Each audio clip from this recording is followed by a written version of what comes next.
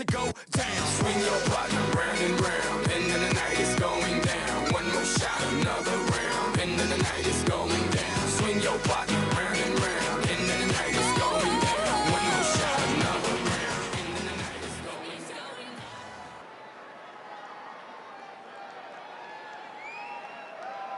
down. Ladies and gentlemen, singing the national anthem, Nashville-based vocal producer, singer, songwriter, Kylie Dean.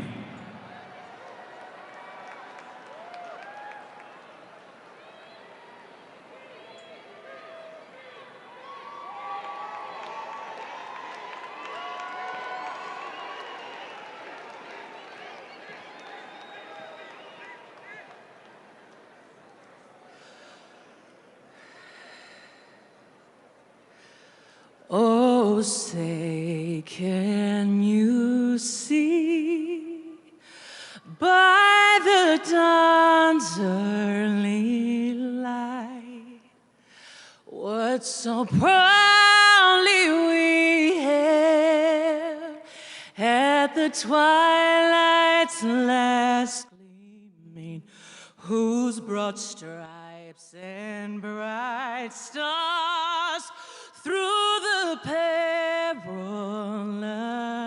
fight, o'er the ramparts we watched, were so gallantly streaming, and the rocket's red glare, the bombs bursting in air, gave proof through the night that our flag was still there. Oh, say does that star-spangled banner yet wave o'er the land of the free and the home of the brave?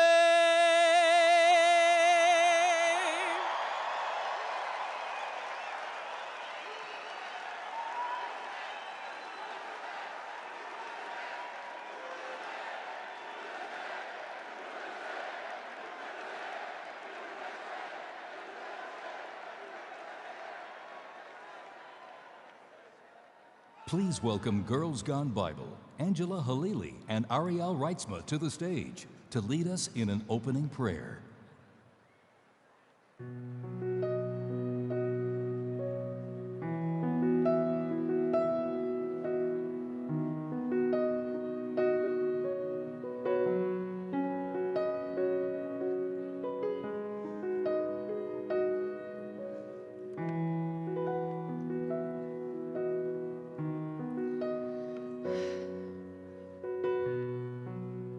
Thank you, Jesus. Anybody here love Jesus? That's right. Yes. God, thank you. Thank you, Jesus. Thank you, Jesus, for today. Seriously. God, we thank you. We thank you that your will always prevails. Thank you, God, that it's your will. Your kingdom come, Lord. Your will be done on earth as it is in heaven, in America as it is in heaven, in the life of President Donald Trump as it is in heaven. And we just want to take a moment and honor President Donald Trump. And we thank you for your relentless love and devotion you have given to this country. And we bless you, and we bless your beautiful family. And if we could all just bow our heads down to pray. Father, we thank you. Lord, you are truly everything. Your name is above every other name, and apart from you, we can do nothing. Spirit of the living God, may you be glorified in everything that takes place today. May we humble ourselves in your presence, Lord. All glory to you. And may we come together in this room and pray for Los Angeles and those that were impacted by the fire. You are the God that redeems and that is with us. God, bring restoration to this situation. Lord, we thank you for choosing President Donald Trump as a vessel for your nation. As he carries the great responsibility of leading your people, may he rest in the knowledge that you, Lord, are the one who goes before him, and you will never leave him nor forsake him. I pray that you would protect his mind and you would guard his heart. I pray that you would place a shield around our president, his family, and upon this nation, that when opposition comes his way, may you provide angelic protection wherever he goes. May he stand firm in knowing the Lord is his refuge in whom he can trust. For it is written in Psalm 91 that when we trust in your name, you will order angels to protect us wherever we go. Lord, we pray that it would be your power and your wisdom that would guide every decision and be the foundation of this nation. I pray that it would be your spirit that rests upon President Donald Trump, the spirit of wisdom and understanding, the spirit of counsel and might, the spirit of knowledge, and the fear of the Lord. Yes. Father, I pray for an outpouring of love and healing and unity over this country. For your word says that you can have faith that moves mountains, but if we don't have love, it means nothing. Lord, would you soften the hearts of your sons and daughters? Would you make us more like you, that we can love each other as you have loved us? Lord, I come boldly to the throne of grace, and I pray for a revival in this nation, that we would get back to the heart of the matter, and that is you, Jesus, the Prince of Peace, the one who humbly laid down his life for us and calls us to lay down our lives for one another. May that be the very foundation of this nation. President Donald Trump, we say that you will succeed and America will yet again prosper. May you manifest in the brightest of colors, and may your reign be righteous. In Jesus' mighty name. Yes. Yes.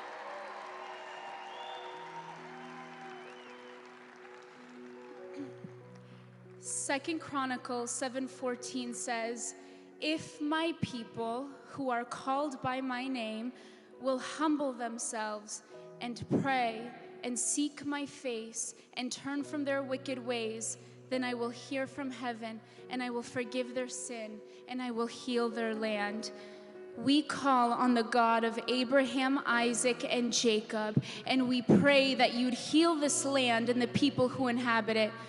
Lord, I ask that you would release your power upon this nation. I pray this country be washed by your blood, your precious blood. I pray that a holy fire would rain down to produce a move of purity and holiness in this nation. I pray that eyes would be opened and salvation would sweep across America.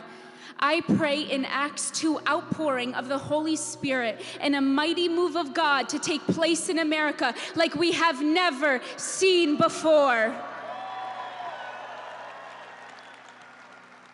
Jesus is the lion and the lamb on the same day at the same time, powerful enough to raise the dead with a spoken word, and humble enough to wash feet. I pray that this would be the heart of America, powerful beyond belief, more powerful than any adversary, and with a true heart of humility to serve one another and provide for the poor, care for the sick, and bring justice to the oppressed. In Matthew 25, Jesus says, "For I was hungry, and you gave me something to eat. I was a stranger, and you invited me in. Whatever you did for one of the least of these brothers and sisters of mine, you did for me." I thank you, God, that this is not just a moral religion or a cultural belief, but this is worship of and relationship with the crucified and risen Christ. There's a throne in heaven, and it's not empty, it's occupied. The worthy is the Lamb that was slain, but he is standing. Jesus Christ sits on the throne in heaven, and he is completely unmoved by any sort of political power. You can't elect him, you can't impeach him. He is the King of glory. The King of glory, and he is worthy of your praise. So President Trump, we set the name of the Lord upon you, and we declare that no weapon formed against you will prosper, that every tongue that rises up against you in judgment will be condemned. And if God be for you, who can be against you? We bless you, President Trump, in Jesus' name.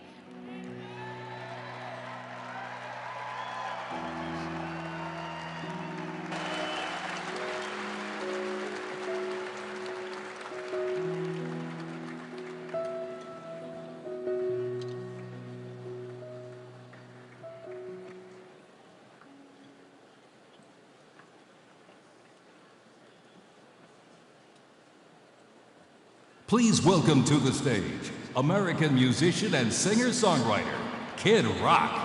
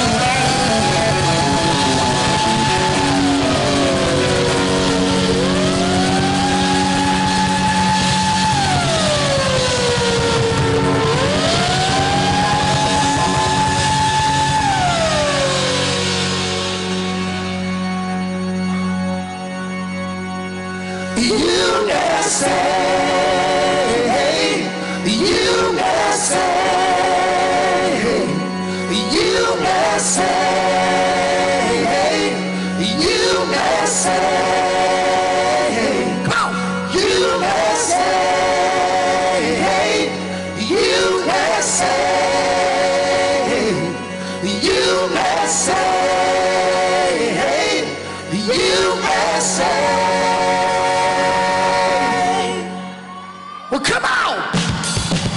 Let's go! You ready to celebrate here today? Come on!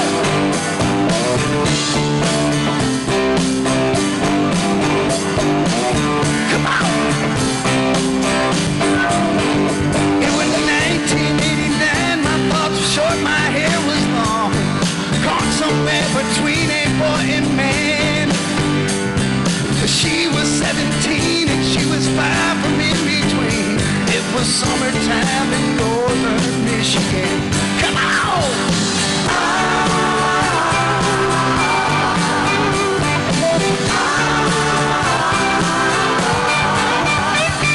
Splashing through the sandbar, talking by the campfire. It's the simple things in life, like when and where. We didn't have no internet, but man, I never will forget the way the moonlight shined on her hair. And we were trying different things. We were smoking funny things, making love out by the lake to our favorite song. Sipping whiskey out the bottle, not thinking about tomorrow. Singing Sweet Home Alabama all summer long. Put 'em up like this, come on, come on. Singing Sweet Home Alabama all summer long. Catching one hop from the dock, watching the waves roll off the rocks. She'll forever hold a spot inside my soul. We'd blister in the sun, we couldn't wait for night to come. Head on up to Washington, D.C. and play a little rock and roll. Hey, we were trying different things. We were smoking funny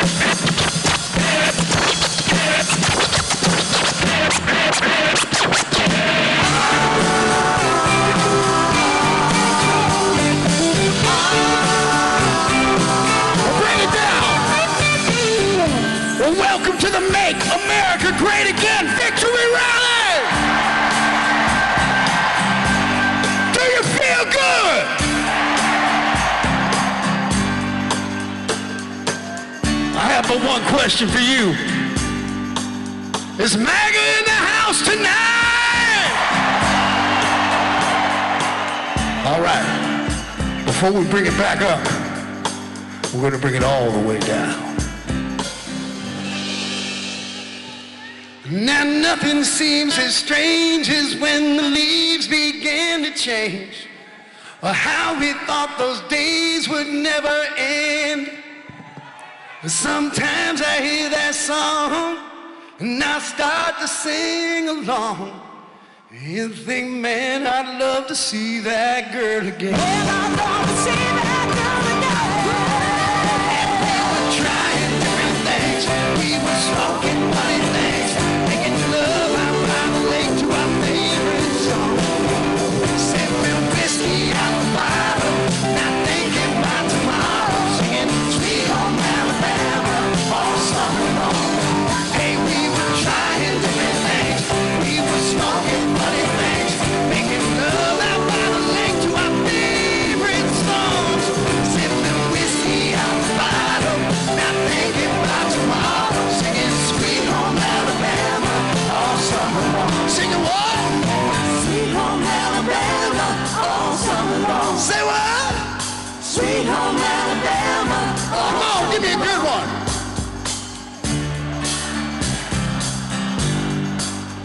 Singing Sweet Home Alabama all summer long. Singing Sweet Home Alabama all summer long.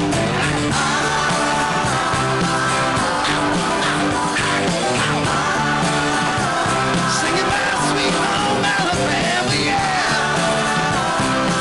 All summer long. Singing about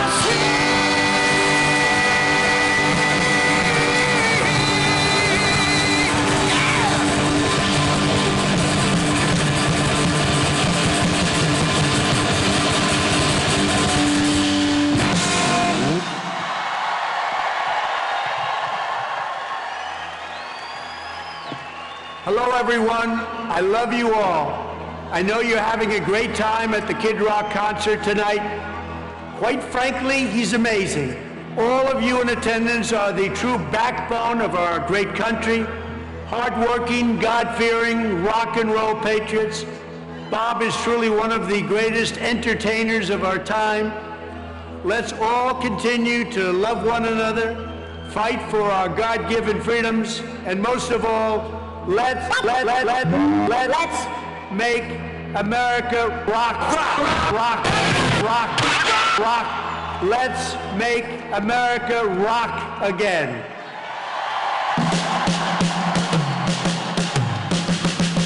We the people, in all we do, reserve the right to scream, screw you! Hey, yeah. Hey, yeah. Wear your mask, take your pills, now a whole generation's mentally ill! Hey, yeah. Hey, yeah. But COVID's near, it's coming to town. We gotta act quick, shut our borders down. Joe Biden does, the media embraces. Big Doc does it and they call it racist. Let's go, Brandon. Let's go, Brandon. Let's go, Brandon. Standing up and standing tall. 'Cause it's all for one, and it's one for all, all. We the people.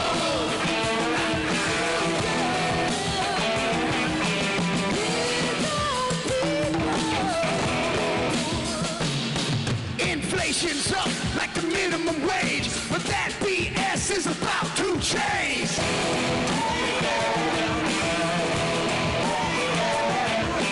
Check the stats, stop throwing stones, and straighten up, sucker, 'cause daddy's home.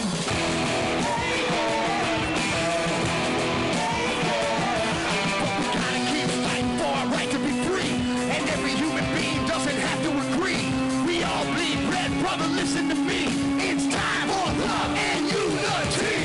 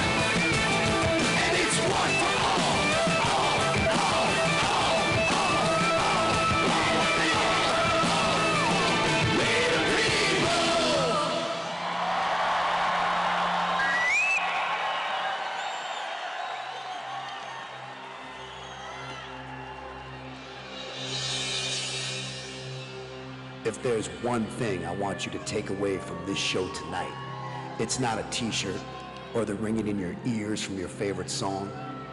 No, it's that for a couple hours, we lit it up and threw it down like only a group of good-time, hard-working Americans can.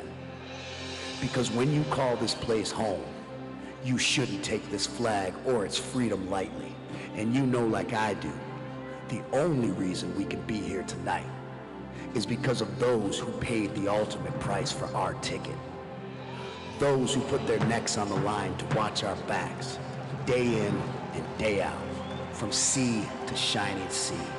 And not a day goes by when we're not reminded that the only reason any of us can do what we do is because of the courage of those who care enough to leave their homes behind, who head out to make sure they come back to a country as great as they left, and they don't give a damn about what went down in a voting booth on election day.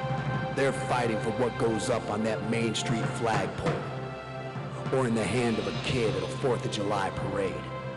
You see, they don't care about red or blue on a map. No, they're fighting for the whole damn flag with all their hearts. They're the stars, the ones who've earned their stripes, fighting for every damn color behind the flag. So I don't care what you call what we've got tonight. A concert, a show, a gig. I don't give a shit. Because what I believe we've got here is a get-together. We're proving that the only party that really matters is the one we're having tonight. And it's been brought to you by those who fought for the home of the brave, thousands of miles from theirs. Here's a salute to those who aren't looking for a hand, to standing at attention for those who deserve all of ours. Here's to a program that was born free and brought to you by the United States of motherfucking America.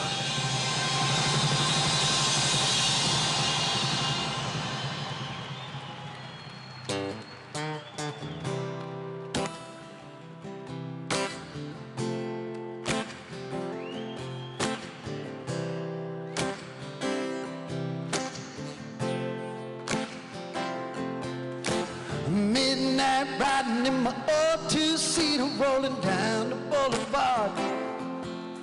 Headlights shining on rusty fences as I pass the rail yard. Black leather jacket on a Friday night. Fire up the lighter and a lucky strike. Radio saying take a walk on the wild side. And it's got me feeling like got me feeling like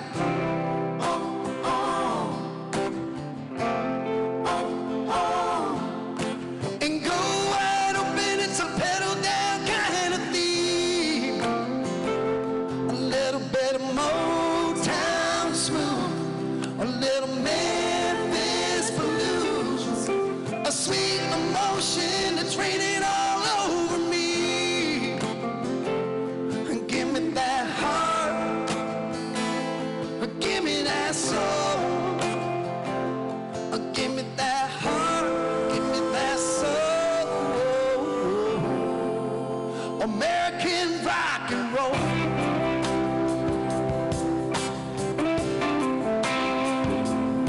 I can see the banner on the courthouse flying, proud red, white, and blue. I can see her waving on the corner, smiling, cause it feels just like I do. Now she's sitting right next to me. Everything's how it ought to be. Being young in the land of the free. Yeah, she's got me feeling like she got me feeling like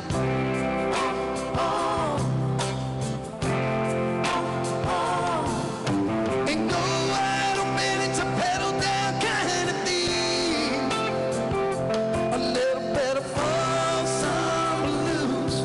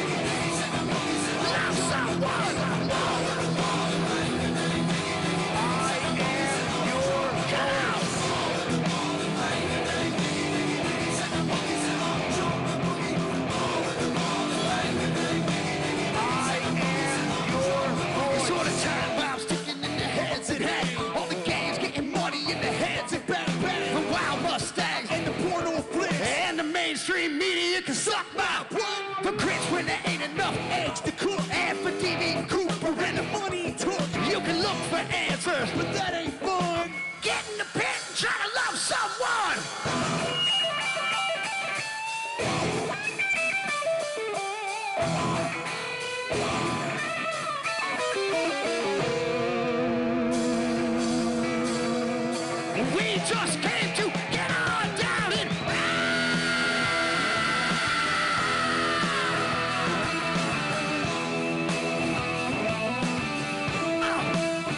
give it to me now.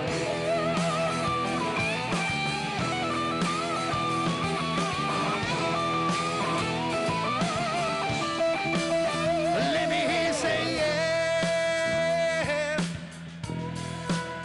Come on and say yeah. Rock on! Where my people at?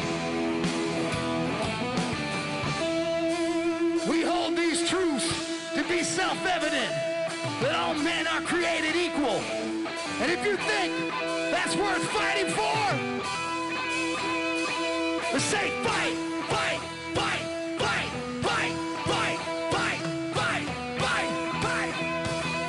Woo-ah! Got you on the check. Love someone.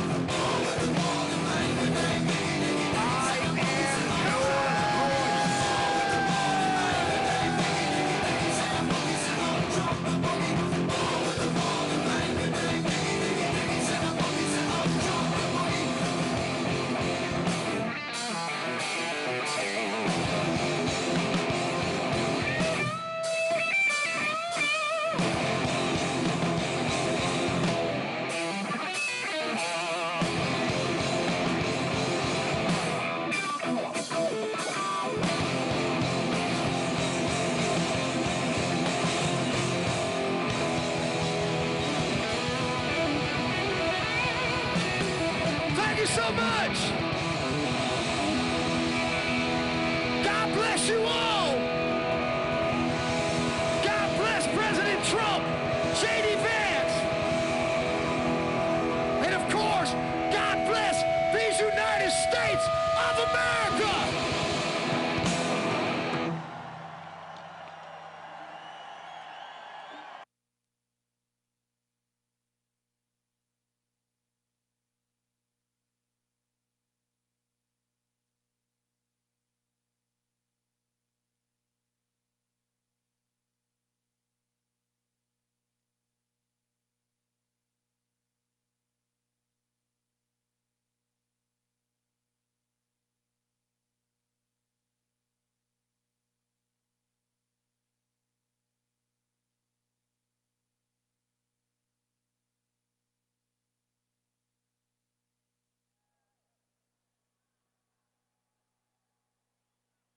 Please welcome to the stage Puerto Rican singer and rapper Anuel AA and American singer and songwriter Justin Quiles. Let freedom ring. Let the white dove sing. Let the whole world know that today is the day of a reckoning. Let the weak be strong. Good afternoon, DC. Good afternoon, world. First off, I want to thank President Trump for having us here. I speak on behalf of all the Spanish community. I'm so happy that everybody, the whole Spanish community, it wasn't that like we just spoke and they really voted for they didn't win for no. A lot of people went against us once we spoke for Trump on Trump's behalf, and I'm so happy now that they saw the results and that everybody ignored a lot of attacks that Trump was receiving. Everybody was trying to dirty his image, and all that was in vain. I want to thank my Spanish community. We stood tall, we stood together. Now we have the strongest president of all time taking care of us. I know this 4 years is gonna be one hell of a run. I know he's gonna do a lot of great things for the whole Spanish community, especially we're gonna make America great again. I just want to make this super clear. Trump is the strongest president that we ever had, and I'm just happy we in good hands. There's nothing better than to have a strong president taking care of the strongest nation in the whole world. Hello, America. Hello, Washington. So you're probably wondering what these two Puerto Rican artists are doing here. Well, it all started in Georgetown, Pennsylvania, during the president's campaign, where we show our support to the president and made sure our Latino community came through and showed lots of love to Mr. President Trump so we can get that W. I'm glad to be here just like everybody else up here. I always say I love President Trump because he's not a puppet, you know? I love that about him. And this was my first time voting for any president in the United States, so, you know, first time voter, so I'm glad I gave that vote to Mr. Trump, and me and Anuel AA are here supporting. Que viva Puerto Rico, and let's make America great again! Congratulations, President Trump.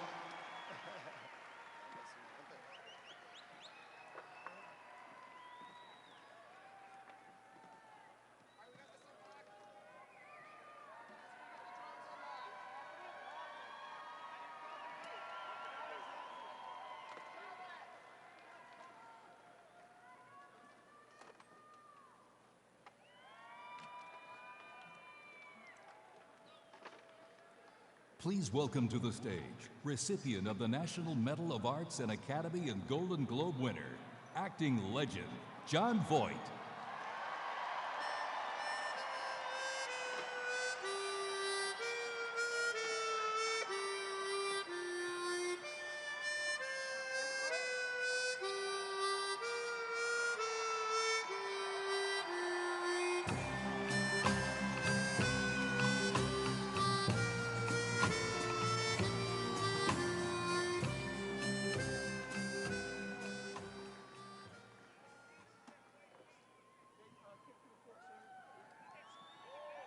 Hi, everybody.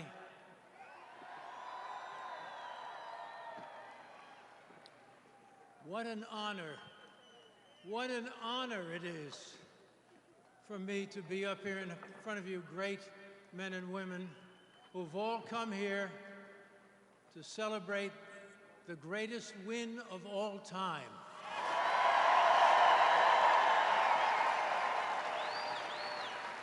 The greatest win of all time. The victory we were all fighting for to save our country, our democracy. And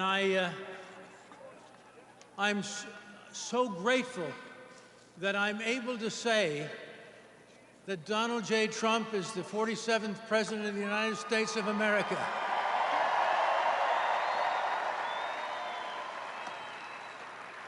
And now he will make America thrive again. He will make America great again, safe again. And we, the people, will honor our flag again. The red, white, and the blue, and for which it stands, one nation under God, with liberty and justice for all.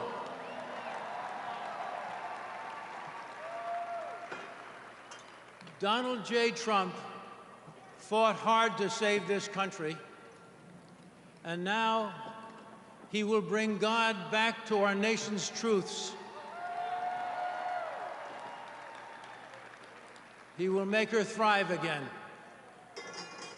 He will save the greatest country, America the Beautiful. I'm proud to call the President of the United States my friend. Our friend. My hero. Our hero. A man who never gave up on the American people. And we, the people, never gave up on him.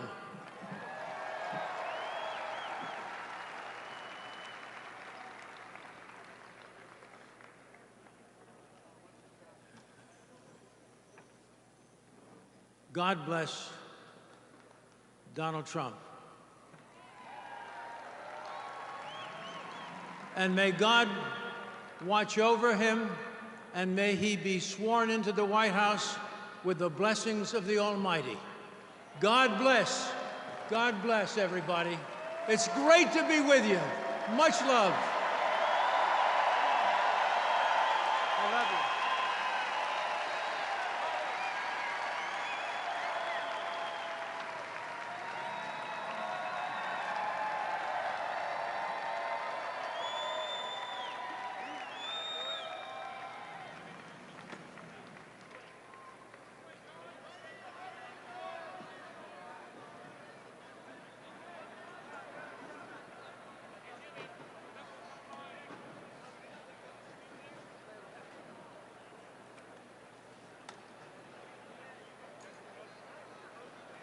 Please welcome to the stage Senior Advisor to President Donald J. Trump, Stephen Miller.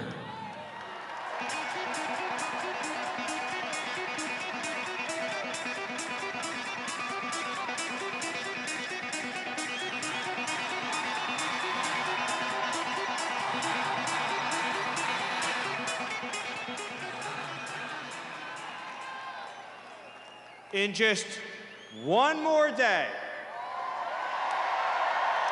just one more day, it's goodbye Joe Biden, goodbye Kamala Harris, goodbye Democrats, and hello to the golden age of America, and welcome back Donald J. Trump. It's been 4 long years. It's felt like 400 years. 4 years of weakness, 4 years of humiliation and embarrassment, 4 years of persecution, 4 years of inflation, poverty, incompetence, 4 years of betrayal, 4 years of wide open, undefended, unprotected open borders. But tomorrow, at 12 p.m., that's all going to end. Because after 4 years of fighting, after 4 years of struggle, after 4 years of pain and, yes, suffering, after 4 years of trials, we are now at the dawn of our greatest victory.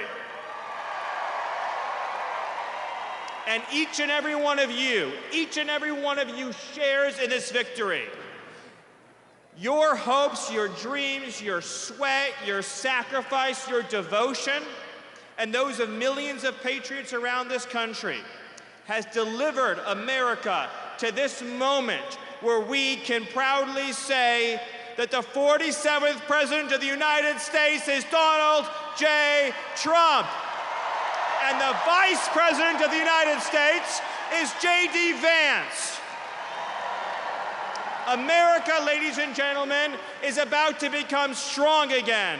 It's about to become proud again. It's about to become free again. And it's about to be a country that is respected by every other nation around the world. They're not going to kick us around. They're not going to abuse us. They're not going to exploit us, because they know if you mess with America, then you're going to have to deal with President Donald Trump. And Donald Trump will never apologize for this country. Donald Trump will never, ever, ever allow other countries to dictate to us, to tell us how to run our economy, to tell us how to police our borders. Because Donald Trump believes in 2 simple but powerful words, and those words are America first. Let me remind you of all that transpired to arrive us at this moment. The Democrat Party and the radical left did everything in their power to try to put President Trump in jail. They lied about him, they framed him, they smeared him, they defamed him, they indicted him, they tried to imprison him and to take away his freedom, to take away his family, to take away his business, to take away your voice, your future, to take away your hopes, your dreams, your government, your country. And Donald Trump nearly lost his life on a stage in Butler, Pennsylvania, and then again a few short weeks later.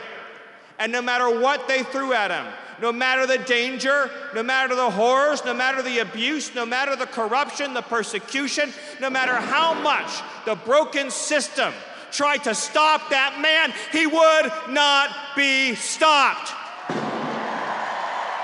Because he has always been fighting for you. He has always been fighting for all of us. And what is that going to look like come Monday afternoon? It's going to mean an executive order ending the border invasion, sending the illegals home, and taking America back. It's going to mean the eradication of the criminal cartels and the foreign gangs who are preying on our people. And it's going to mean justice for every American citizen who has lost a loved one to an illegal alien. It's going to mean justice for Laken Riley. It's going to mean justice for Jocelyn Nungaray.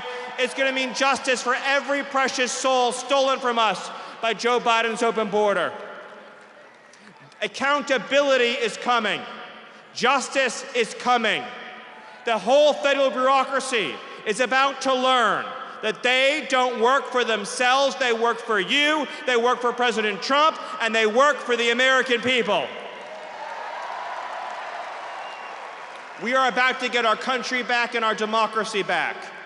And we are about to have a government at every level that is fighting for you, your family, and your future, lowering the cost of living, lowering the cost of health care, defeating inflation, getting criminal thugs off our streets and behind bars so that our kids can live in safety. We're not going to walk over piles of needles to take our kids to the park.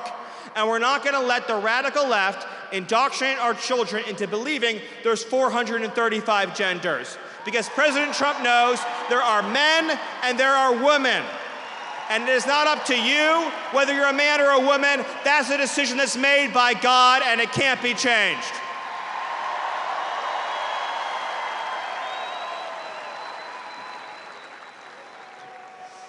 So I ask all of you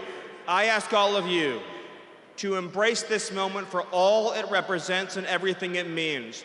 It's about the triumph of the everyday citizen over a corrupt and broken system. Over the last not just 4, but 8 years, the MAGA movement has been fighting against every single force that has been decaying, destroying, and decimating our society. It's been fighting the corrupt special interests, the corrupt foreign governments, the weaponized bureaucracy at the FBI and the DOJ and the intelligence community, and it's been fighting a political class that cares only for itself. And they were so sure they were going to beat us. They were so sure they were going to stop Donald Trump. They were so sure that they were going to crush this movement out of existence. And yet, here we stand today, and MAGA is stronger, more powerful, more united, and more determined than ever before.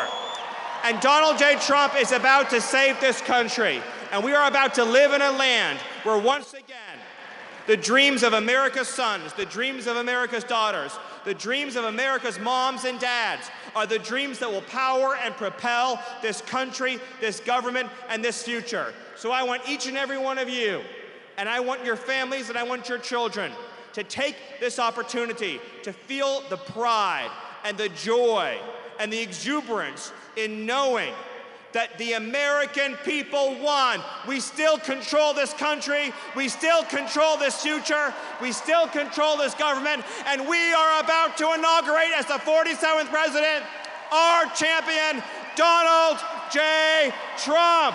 Thank you, God bless you, and God bless America.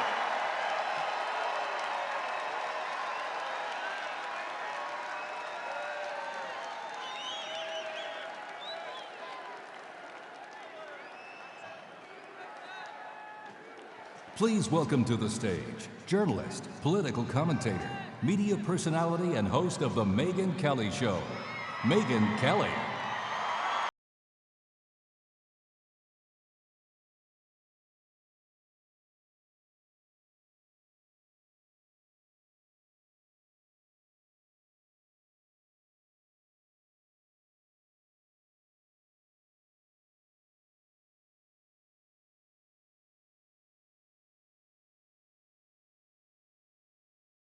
God bless you for standing out there in that weather and all these hours to get in here today. As Stephen Miller said, we have 20 hours until our long national nightmare is over. We're almost there. By the way, Stephen Miller, if you like what Trump did at the border, you have that guy to thank in large part. That's the guy. He's the magic behind the man. And he's back, thank God. Him and Tom Homan together. Oh. The goodness, Scott Pressler, good to see you. The goodness that is about to rain down on us after Trump is inaugurated tomorrow is already starting, and I've got to tell you, I am so pumped up about it.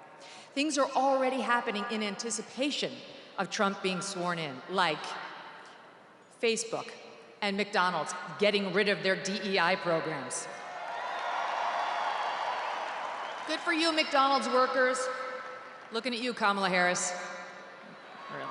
No, not really. Wasn't true. You got universities from University of Michigan to North Carolina to all the public universities in Iowa, all the public universities in Texas getting rid of DEI. You have got, yes, you've got a bill that passed the House this week, the Protection of Women and Girls in Sports Act. Yes. Now, it passed once before, but this time we control the Senate. We have a much better shot. Still have to get 60 votes to get a vote. We're looking good.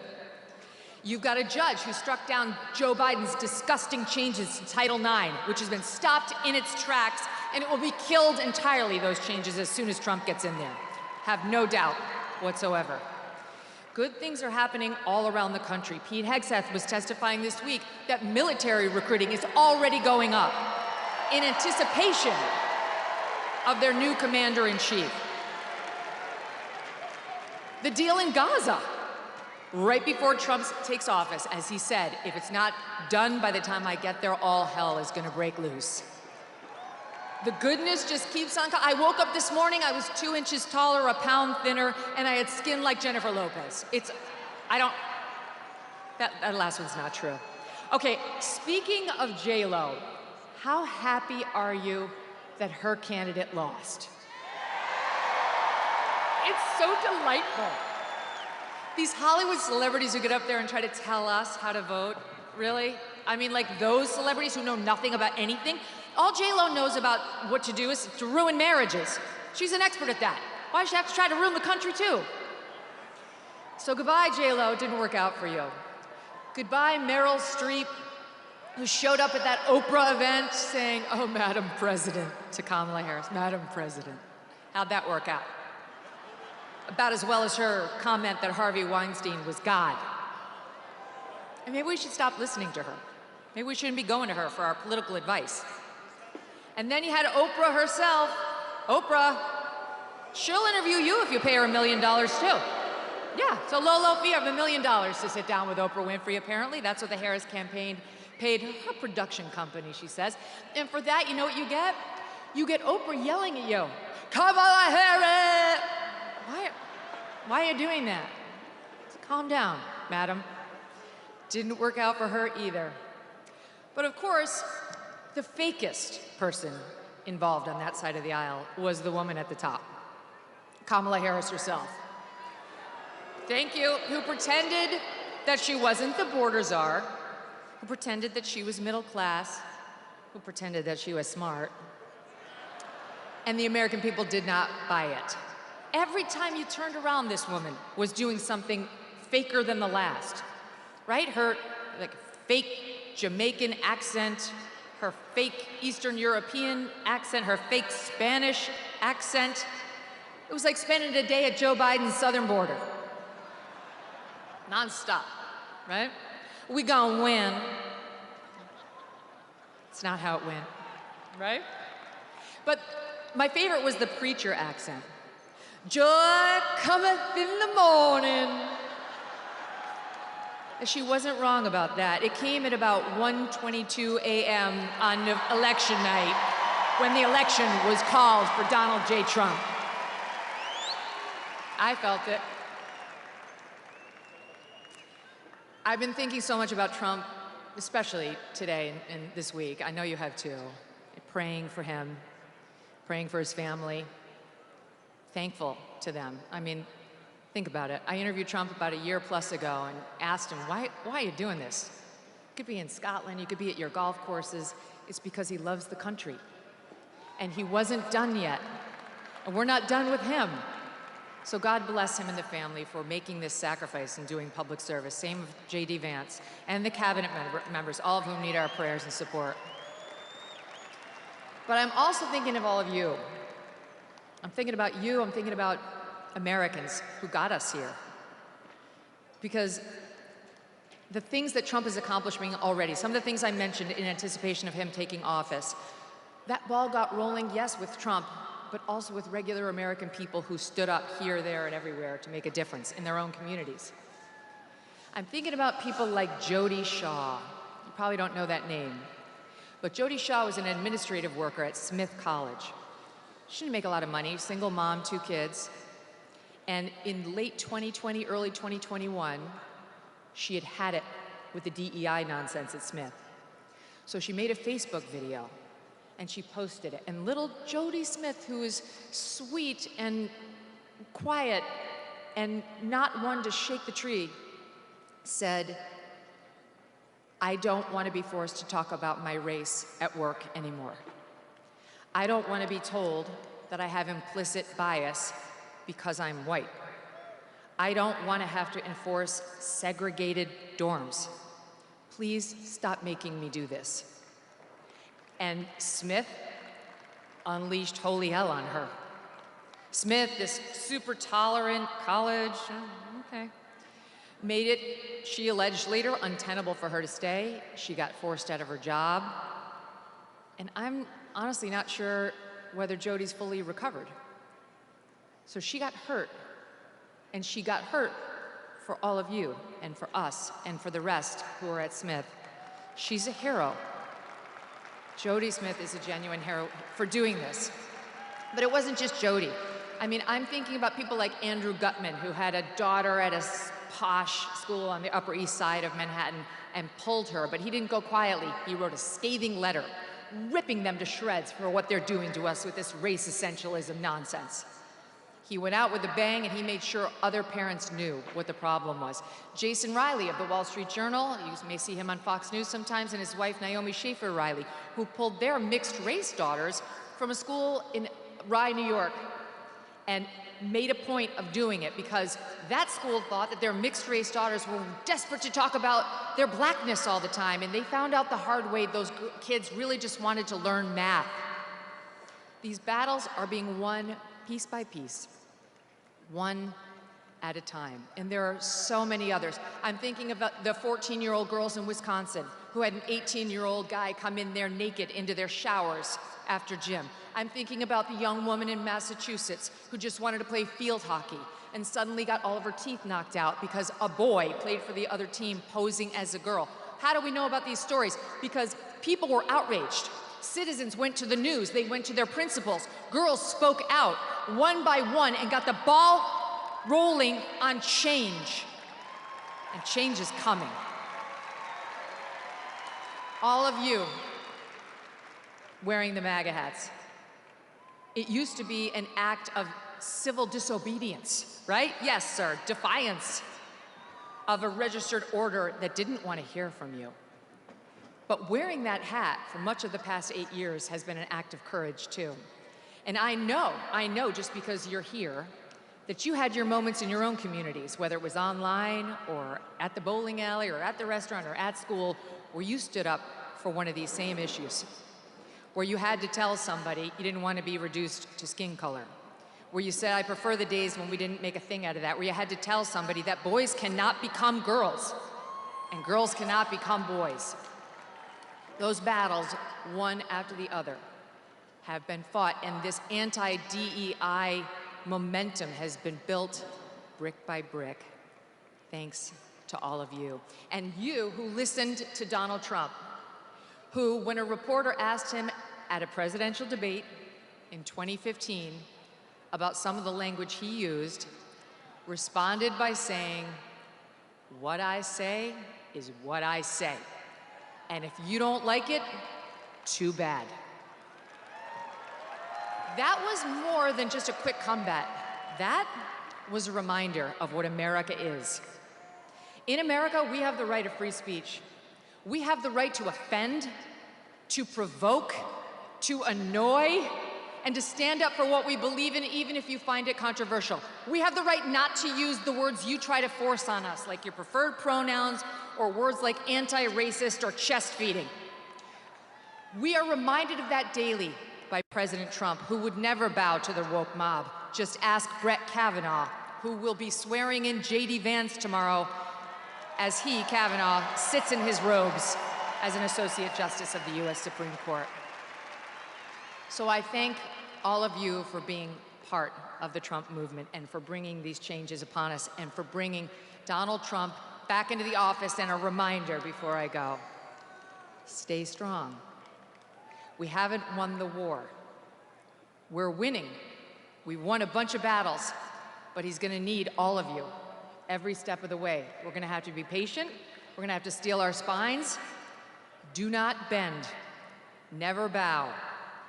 What I say is what I say. God bless you. God bless President Trump. God bless the United States of America.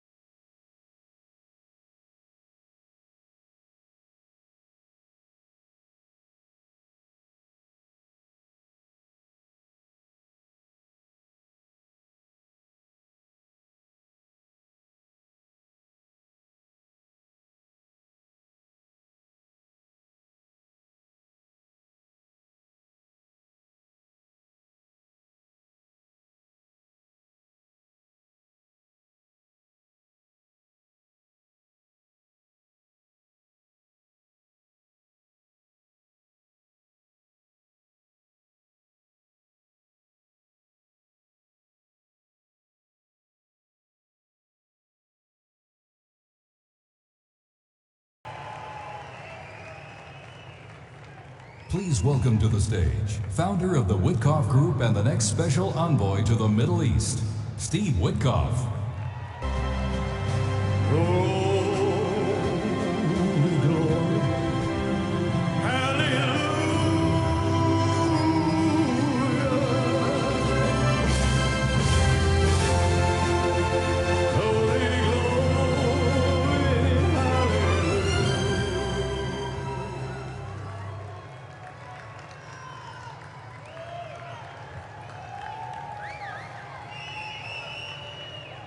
Good evening, everybody. Just a few things I want to say before I get to speak about my dear friend, the 47th President of the United States, Donald J. Trump. I just received on my phone pictures of the first 3 hostages who were released.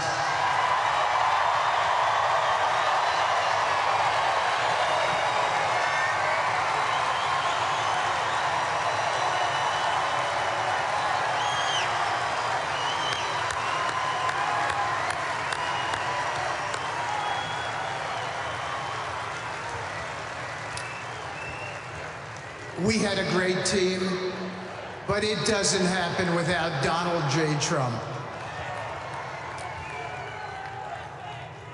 The president was responsible for this release, and we all owe him a debt of gratitude, as do all the families. Mr. President, distinguished guests, and my fellow Americans, today we celebrate not just the inauguration of President Donald J. Trump, but the enduring values of American strength and leadership, and the vision that he represents. Over the years, I have had the privilege of witnessing firsthand the qualities that define President Trump, not just as a leader, but as a man. His determination to protect the interests of the American people, his bold approach to solving problems, and his relentless pursuit of progress have defined his presidency and inspired millions across the globe. President Trump has always understood that leadership is not about following trends, but about charting a new course. In the face of immense challenges, he has consistently stood firm, driven by a deep belief in the potential of America and its people. Today, his leadership extends beyond our borders, influencing the world in ways that reflect the best of our ideals. Nowhere is this more evident than in the Middle East. Under President Trump's guidance, the Abraham Accords have transformed a region long defined by conflict. Thank you.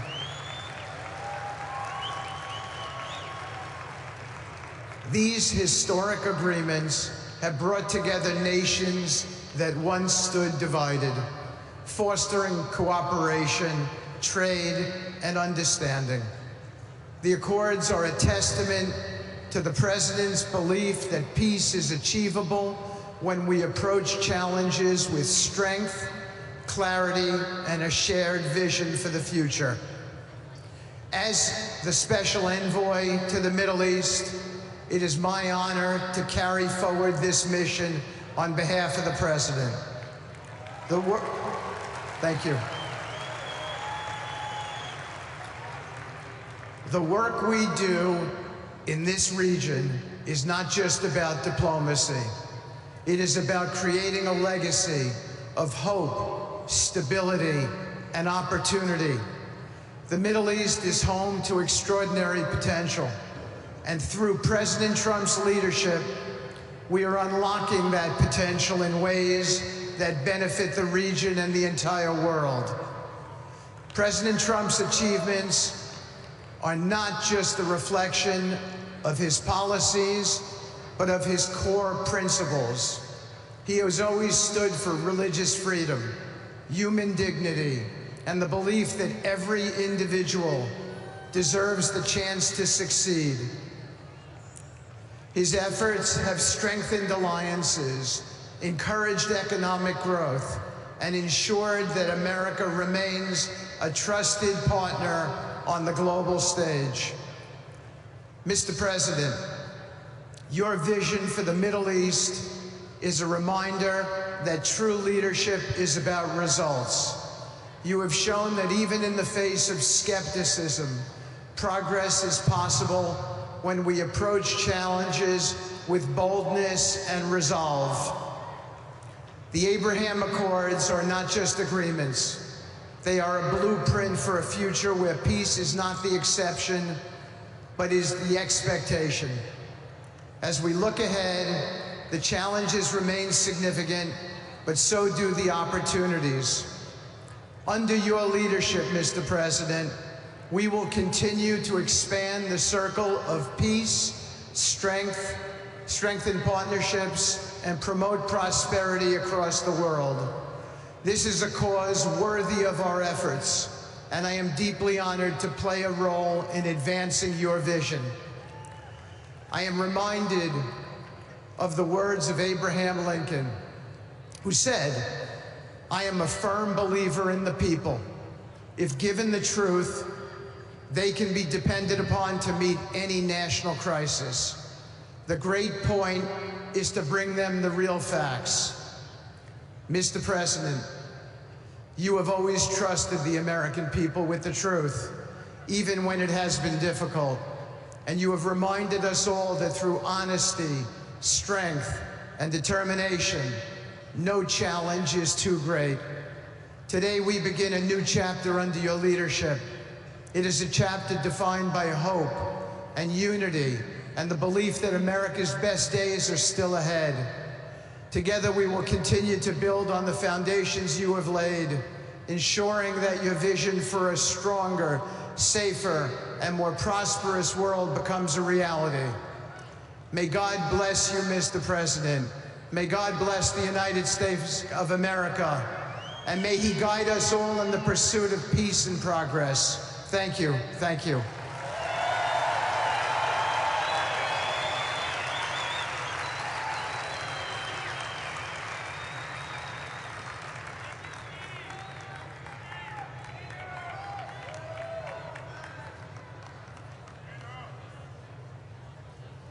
American businessman who is CEO and president of UFC, Dana White.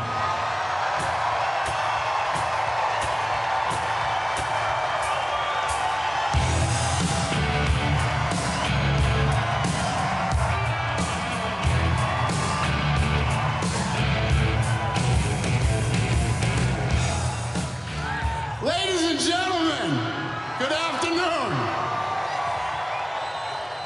I am honored to be here to celebrate President Trump's historic victory. He didn't just win this election, he won it in dominant fashion. With record numbers of Americans from all walks of life. Not only did he win the Electoral College by 86 points, but President Trump was the first Republican candidate in 20 years to win the popular vote. He also made major gains among traditionally Democrat voters by increasing his support with Latin, Asian American, Black, and young voters. So what does that tell us? Democracy is alive and well in this country. And the people have spoke loud and clear. America wants President Trump back in the White House. Think about this. Winning this election after everything that's happened over the last few years is an amazing achievement and an incredible comeback story. Think of all the things President Trump had to go through to get back here. All the powerful forces that tried to take him down. The mainstream media, partisan prosecutors, assassins. It's absolutely insane what this man has been through. And only President Trump could have fought through all those obstacles, all the attacks, and still come out the winner. But you know what? That's just what he is. This guy is a winner. And I say this all the time. He is the toughest, most resilient person that I've ever met, and nothing was gonna stop him from fighting so hard for the country he loves. He embodies what being an American is all about. We are the toughest, most resilient people on earth. And nothing can stop us when we unite. To all those Americans who didn't vote for President Trump, and all they know about him is what they hear from the mainstream media, I just want to let you know, he has been an incredibly loyal friend to me for over 2 decades. And not once has he ever asked me for anything in return. And he's proven again and again how tough he is, but he's also a man who truly cares about people. Everything great that has ever happened to me in my career, he's been the first one to reach out and congratulate me. And more importantly, in the hard times, he's been the first one to reach out and let me know if there's anything I need. And all this during a time when he had a laundry list of his own problems he was dealing with. He is the best human being that I have ever known. So America, it's time for us all to put our differences aside, and we can't do that if we continue to focus on all the issues that divide us instead of all the issues that unite us. The fate of this country is tied to the fate of the president. So if you love America, you should want America's president to be successful. If he strengthens our economy, resolves conflict around the world, and makes our streets safe again, we all win. When America's president is respected around the world, we all win. When America succeeds, we all win. Now it's time for us to come together as one nation, the United States. This moment will be a turning point in our history and a triumph for all Americans. Tomorrow, when Donald J. Trump is sworn in as the 47th President of the United States, the great comeback story begins and our country starts winning again. Thank you, America!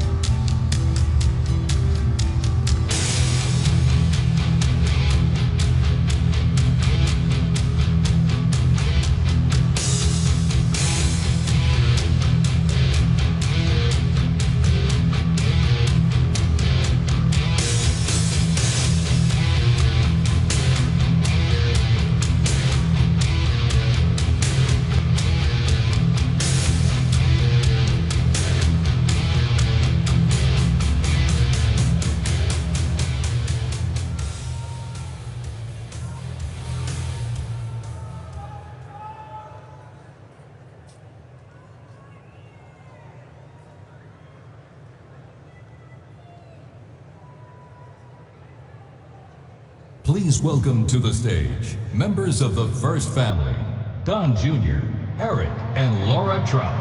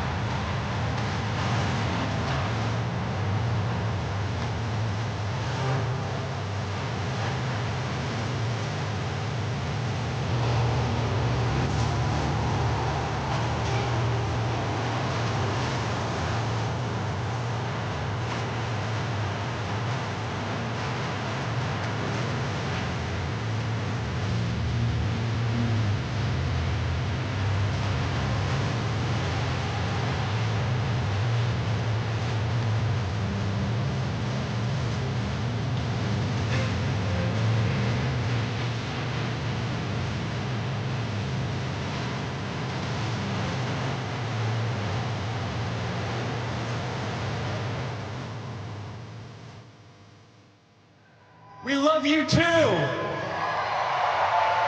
We love you, America. We love you, Washington, D.C. So we have two little monsters here that want to do something very special. They want to do the Pledge of Allegiance, which they do every single night. You guys want to take it away? Yeah.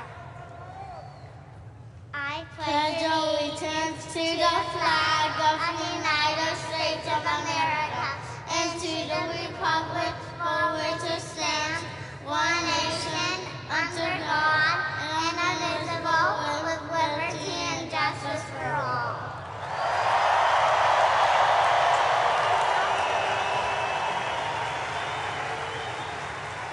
That's real America, ladies and gentlemen. That's America. That's what we love about this country. And guys, we as a family love you so much. This is the greatest political movement ever created. And you know what, guys? They tried to stop him. They tried to indict him. They tried to take him down. They raided his home. They went after his children. They tried to bankrupt him. They tried to imprison him. They did everything they could to stop this movement, and they failed. And here we are in Washington, D.C. on this beautiful day, and Donald J. Trump is about to take back the White House.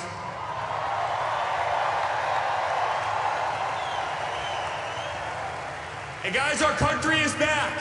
Our country will be respected again. We as Americans will be proud again. America will be feared again. We are gonna have the greatest nation on earth. The nonsense ends, the bullshit ends right now. We love you. We love you. We love you. Thank you for having me be such a big part of this journey. I'll truly never ever forget it. Thank you guys, we love you.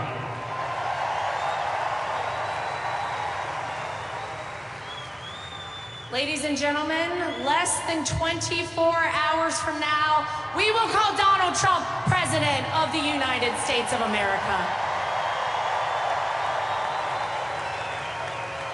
It's not just what we worked for over the past year, or even over the past 4 years. It started the second. A bold, brash businessman from New York City came down the golden escalator in Trump Tower 9.5 years ago, and people said it was impossible. And yet that man is the one who will save not just our country, but will save the entire world.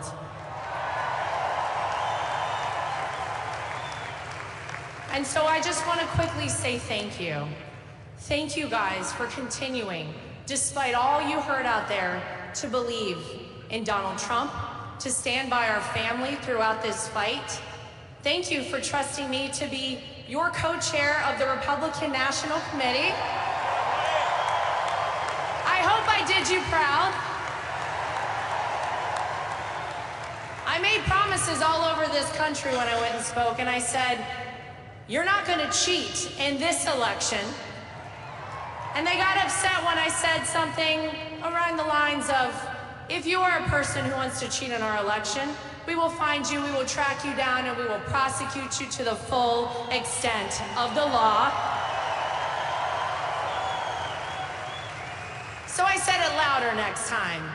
And this was a free, fair, and transparent election, and if there's one thing I am proud of, it's that we restored the American people's faith in our electoral system this election in 2024. We didn't do it alone. I see someone directly in front of me, Scott Pressler, who helped on that front as well.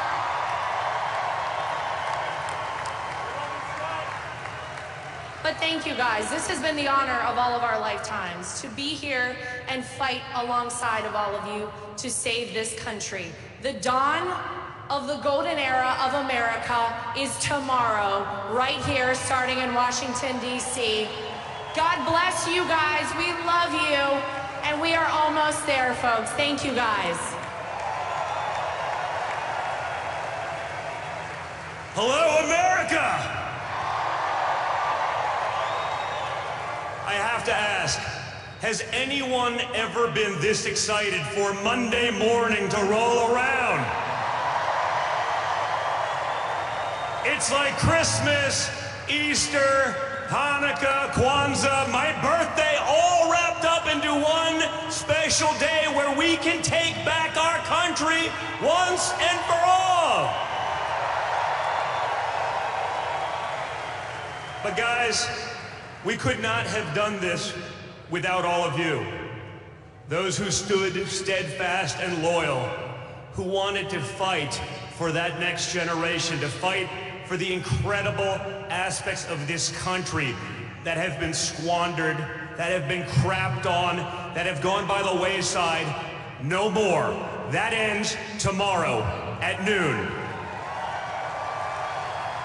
Now, perhaps unfortunately, it took the last 4 years of hell that they put my father through, that they put our family through, that they put all of you through for us to fully understand just how fragile everything we believe in is.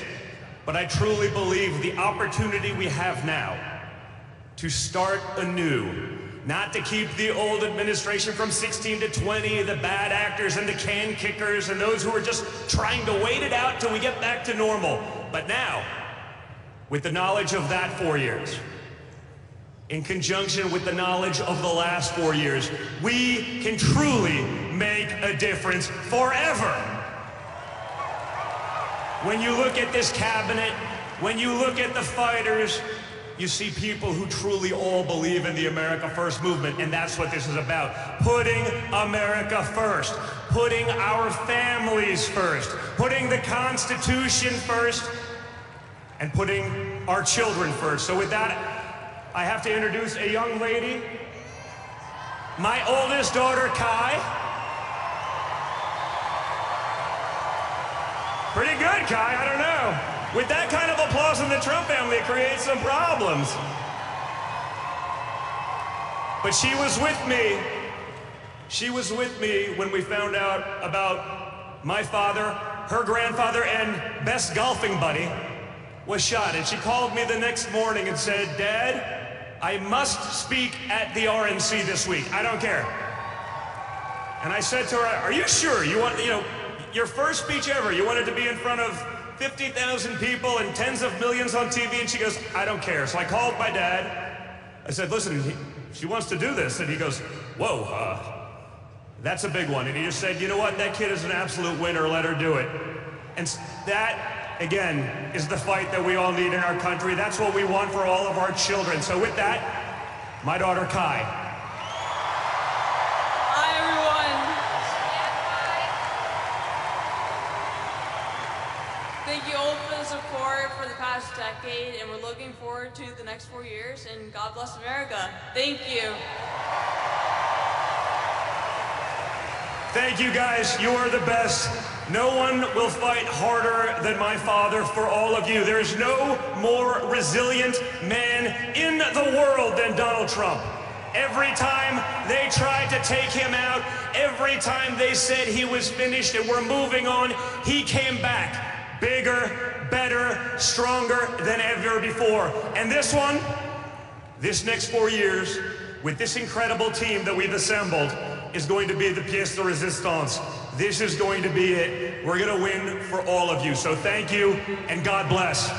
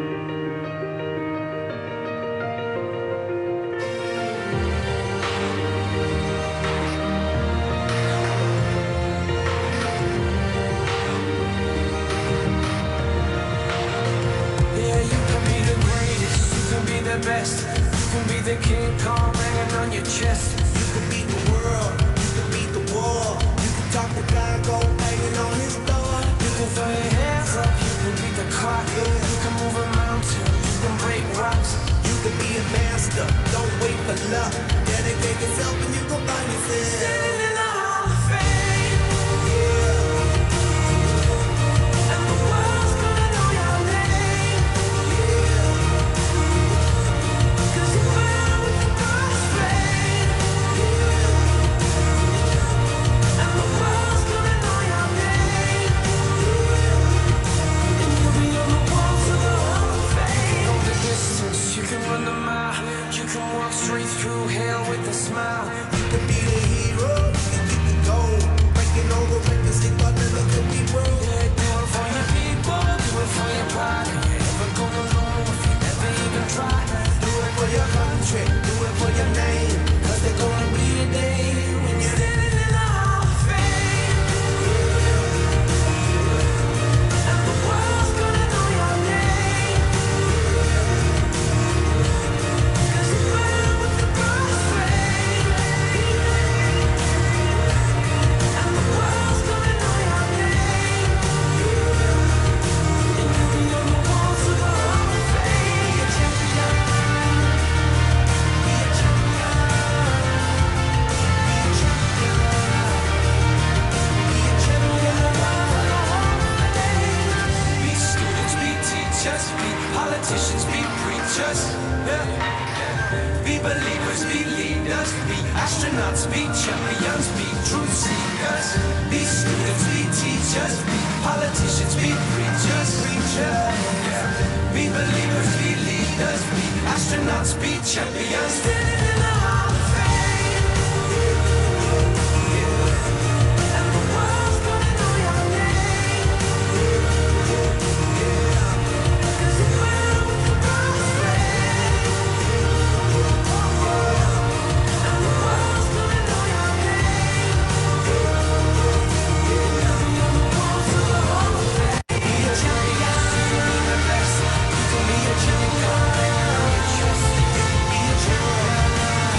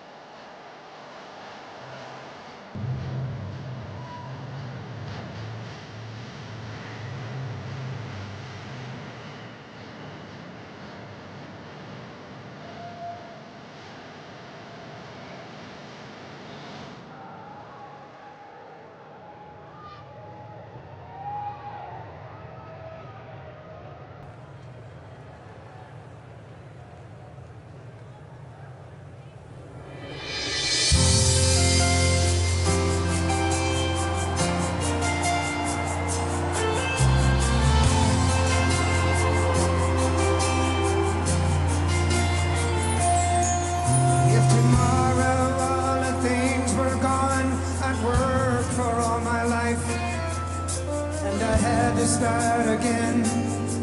Just my children and my wife. Thank my lucky stars to be living here today.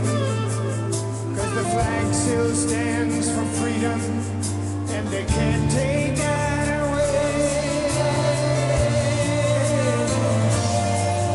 And I'm proud to be an American, where at least I know I'm free. And I won't forget the men who died, who gave that right to me.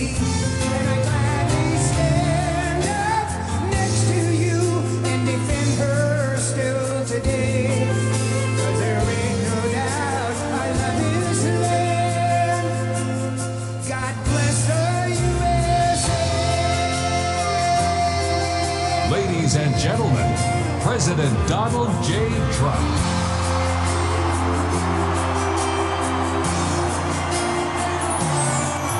From the lakes of Minnesota to the hills of Tennessee, across the plains of Texas, from sea to shining sea, from Detroit down to Houston, and New York to LA. There's pride in every American heart, and it's time we stand and say,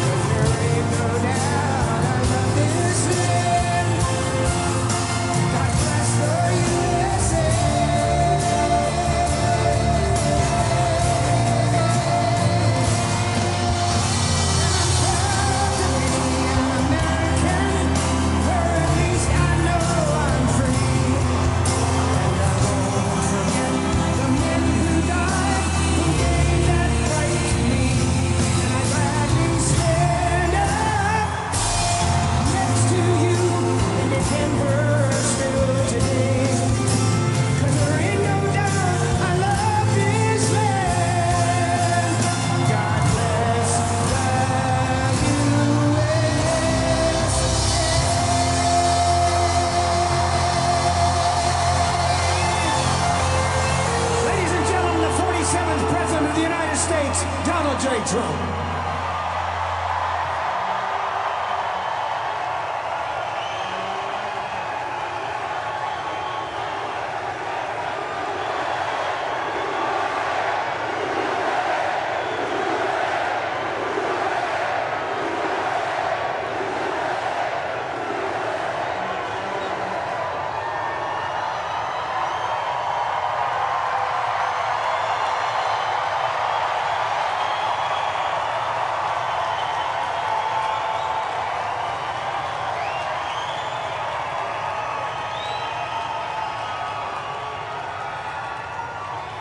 Well, thank you very much. Thank you. Thank you very much. We won. We won.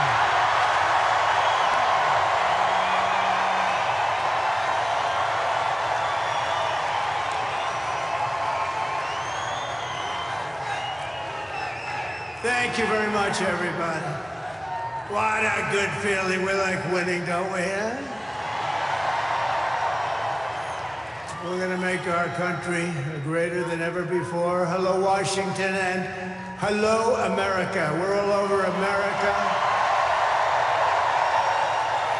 I'm thrilled to be back with so many friends, supporters, and true American patriots on the eve of taking back our country. That's what we're going to do, take back our country. Tomorrow at noon, the curtain closes on 4 long years of American decline, and we begin a brand new day of American strength and prosperity, dignity and pride. Bringing it all back.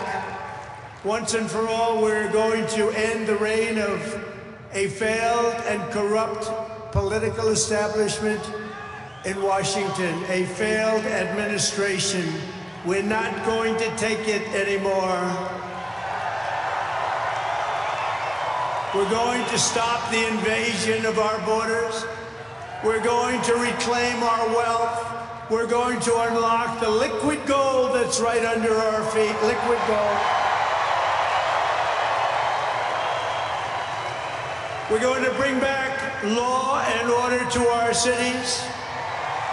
We're going to restore patriotism to our schools, get radical left, woke ideologies the hell out of our military and out of our government. And we are going to make America great again.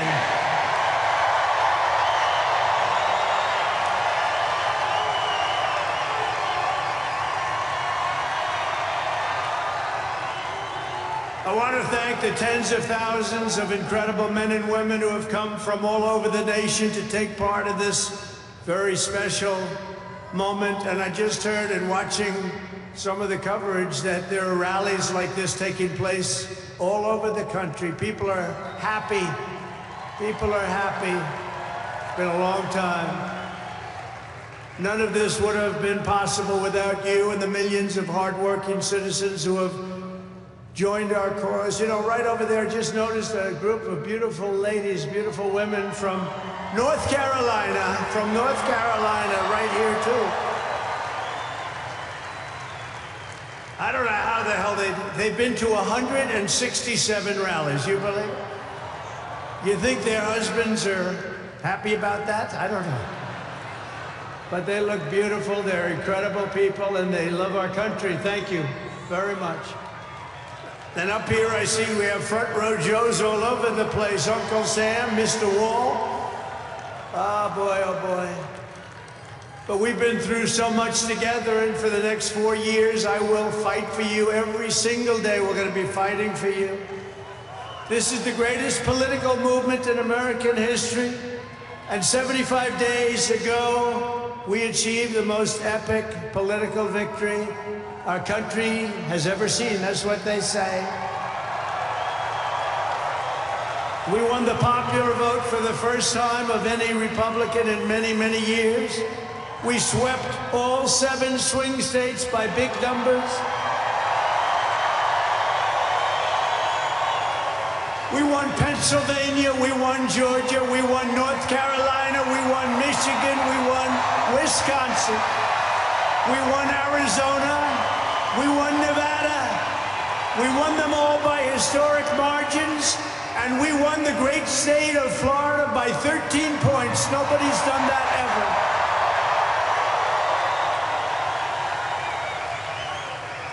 And a record that will never be broken. All 50 states shifted toward the Republican Party, the first time that that's ever happened. All 50 states. We won the largest number of African-American voters in Republican Party history. We won more Hispanic-American votes than any Republican has ever gotten before by a lot. And we won Latino men and women, and on top of that, youth, men, women, urban, suburban, rural, and people from everywhere in between are joining us in record numbers. We've never had anything like this. Too big to rig, that's what I used to say. Too big to rig. We made it too big. Oh, and they tried. They tried. It was too big. Around 9:02, they just said, let's get the hell out of here. This isn't working. They were swamped, to put it nicely. We also took back the U.S. Senate. We had some great people running. And the House Republicans won their largest popular vote majority in presidential year since 1928. We had a lot of people voting. So the Senate, the House Republicans, we got all 3 of them. A little bit close on those 2. Senate's in great shape. House Republicans, actually, they both have great leaders. They both have great people heading. John Thune is fantastic. And if you look at Mike Johnson, he's got pretty tight majority, but actually it's very tight, but it's very good because we vote unified. We're really voting unified, and so it doesn't make much difference. In the election of 2024, which will be the most consequential election in American history, we not only won a mandate, but we built a new American majority that will lead our country to unparalleled success for generations to come. That's what we want to do. And someday, in 30 years from now, 40 years from now, 50 years from now, some of these young people are going to say, I remember Donald Trump, he did a good job. He set us on his way. He told us, he gave us a path. Our new administration will inherit disasters at home and abroad, an economy plagued by inflation and high interest rates, a catastrophic border crisis. Nobody can believe they let people in. They have an open border policy. Do you think that makes sense? Open borders. Anybody wants to. Jails, prisons, mental institutions, gangs being emptied right through that ugly open border. A government that cannot care for its citizens in a time of emergency. Look at what's happening in Los Angeles. Look at what's happening in North Carolina. They've treated them so badly. In a planet on the brink of World War III. It's not going to happen. That's not going to happen. But starting tomorrow, I will act with historic speed and strength and fix every single crisis facing our country. We have to do it. We're not going to have a country now. Before even taking office, you are already seeing results that nobody expected to see. Everyone is calling it I don't want to say this, it's too braggadocious, but we'll say it anyway. The Trump effect. It's you're the effect. Since the election, the stock market has surged and small business optimism has soared a record 41 points to a 39-year high. Bitcoin has shattered one record high after another. The major investment company known as DeMac, the properties, has announced that it will be investing between $20 and $40 billion in the United States, and SoftBank, another great company, has pledged between $100 and $200 billion. These are all investments that are only being made because of the fact that we won the election. Can create jobs for hundreds of thousands, even millions of Americans. Today I spoke with Tim Cook of Apple. He said they're going to make a massive investment in the United States because of our big election win. And as of today, TikTok is back.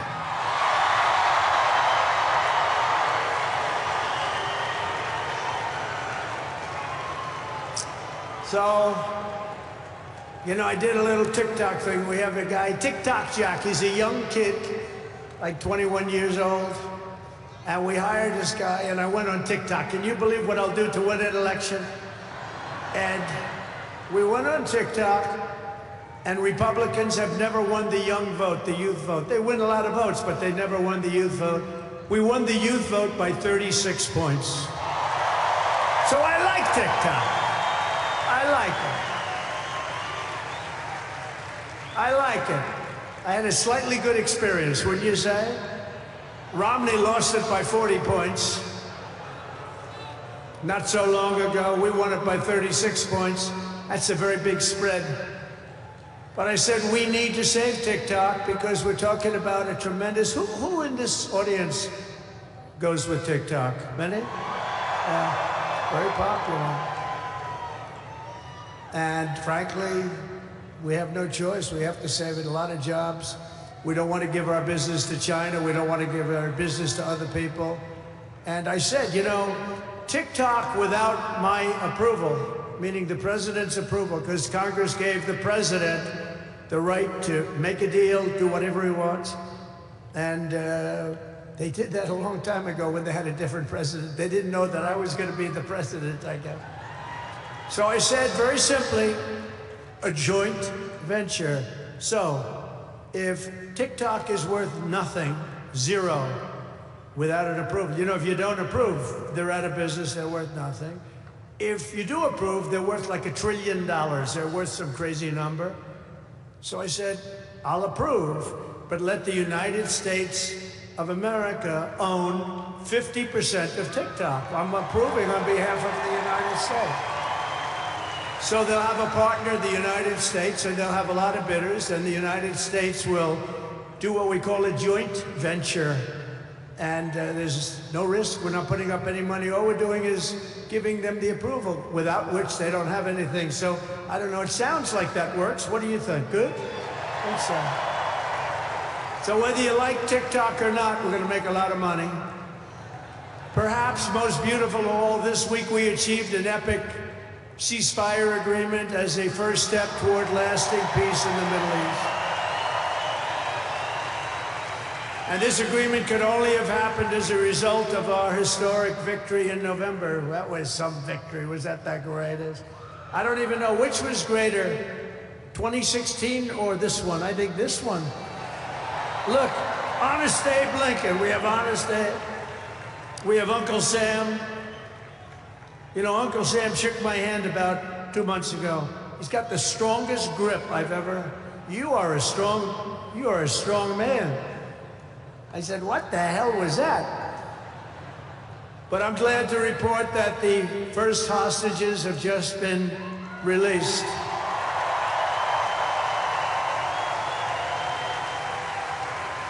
And who knows what's going to happen?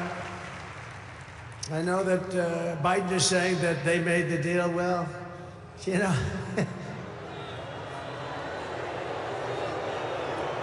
I mean, that deal should have, first of all, it would have never happened if I were president. Would have never happened. There was not even a thought of it.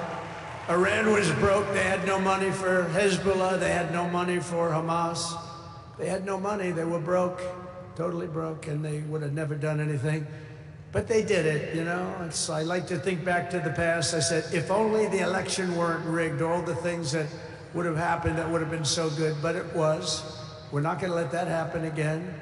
I want to thank my friend Steve Witkoff, who I think is here. I know he made a beautiful speech. I heard he made a great speech. But he's an amazing guy. I said, I got to get myself a negotiator. We have to get a good negotiator. A lot of guys are knowledgeable, but they can't negotiate. They don't have the personality or whatever. And Steve does, and Steve's a great negotiator, very successful guy. But he's our new special envoy to the Middle East for helping reach this great breakthrough, and really couldn't have been done without Steve. Where is Steve Witkoff? Is he around here someplace? Because he was so great. There he is. Hello, Steve. Thank you, Steve. Thank you, Steve. What a job. Our incoming administration has achieved all of this in the Middle East in less than 3 months without being president. We've achieved more without being president than they've achieved in 4 years with being president. But just imagine all of the good things that we will accomplish together with 4 more years in the White House, and we're going to do a lot of things. You're going to see something tomorrow. You're going to see executive orders that are going to make you extremely happy. Lots of them. Lots of them.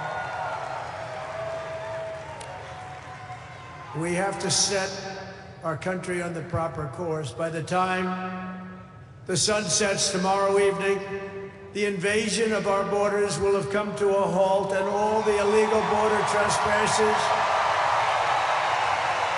will in some form or another be on their way back home. Think of it.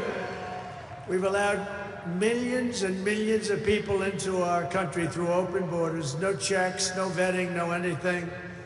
Millions and millions of people. And lots of those people are murderers. 52% of them killed more than one person. Other than that, they're quite fine. They're nice people. These are rough people. Remember, I used to say these people are rough. And they would say, no, no, these are illegal immigrants. They're very safe. I said, they're not safe.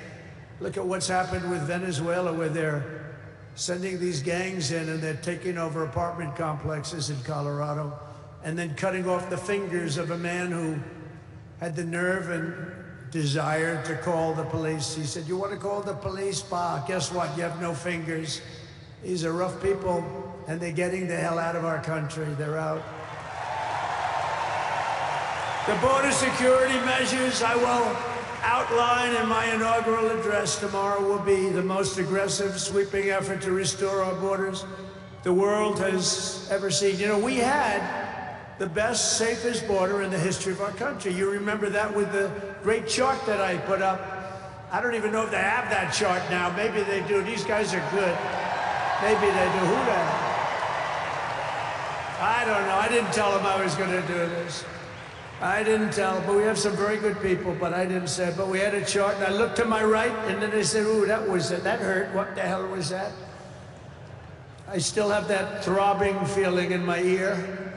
Oh, there it is. Look at it. These people are amazing. I didn't tell them I was doing that. That's fantastic. Yeah, it's all over the place. I love that. That is the most beautiful piece of paper I've ever seen in my life. But if you look at that chart, and you look at the red arrow on the bottom, that's the single lowest we ever had in history, at least recorded history, of illegals pouring into our country. We had done a great job, and then they took over, and look what happened. It's like an Elon Musk rocket ship going up. That reminds me of Elon, his rocket ships. Look at that, look at the difference. And it just continued, and we're taking in people that shouldn't be here. They come in from prisons, from jails. They shouldn't be here, mental institutions. I used to mention, and the press would always excoriate me, I'd say, the late, great Hannibal Lecter came into our country today. Silence of the Lamb. Anybody see that movie? Lovely movie. And when people went to the voter booth, they said, we don't want Hannibal Lecter in our country. The press would say, why is he bringing up Hannibal Lecter? That was a fictitious character. Actually, they're not so fictitious. We have people in our country that are probably worse that we allowed in. But we will quickly reestablish control of our sovereign territory and borders. We will expel every single illegal alien, gang member, and migrant criminal operating on American soil, and remove the savage gang Tren de Aragua from the United States. Here's a little video for you to see about this gang. Go ahead. Deadly consequences. Border crisis. Record high crossings are putting a strain on cities across America. It is a full-blown invasion. Armed Venezuelan gang members storming an apartment complex in Aurora, Colorado. When people talk about my good crime, this is what they're talking about. San Antonio, Texas, just one of the latest cities to have apartment complexes taken over by members of the Venezuelan gang. Biden and Harris had created a program to bring them in under humanitarian parole. I am in favor of saying that we're not going to treat people who are undocumented cross the border as criminals. More than 13,000 illegal immigrants convicted of murder have been released into the United States. My 20-year-old daughter, Kayla Hamilton, was murdered in her own room. Kayla's murderer was apprehended by Border Patrol crossing illegally into the U.S. Kayla's murderer had been improperly released into the United States. Abolish ICE. Yeah, we need to probably think about starting from scratch. More than a dozen people suspected of being Tren de Aragua gang members right here in San Antonio. The gang members had been terrorizing the apartment complex. New details in the murder of Laken Riley. The illegal immigrant suspect, who cops say committed the heinous murder, is a Venezuelan national. And was paroled and released into the country by the Biden administration. If they'd all been properly vetted, that probably wouldn't have happened. 2 men investigators say are in the country illegally from Venezuela are charged with capital murder and the death of Jocelyn Nungaray. Martinez and Angel wrapped his arms around Jocelyn's neck, took off her pants, and climbed on top of her. Later strangled Jocelyn to death and then tied up her hands and feet. Court documents suggest a group of men arrested for beating and robbing a Dallas woman last month are members of a Venezuelan street gang. The men threatened to cut off her fingers if she did not cooperate. Manuel Hernandez was booked by Colleyville police just 2 days earlier and released the day before the robbery. A Peruvian gang leader who is wanted for 23 murders, who was arrested by Border Patrol near Rolla, Texas, then released into America.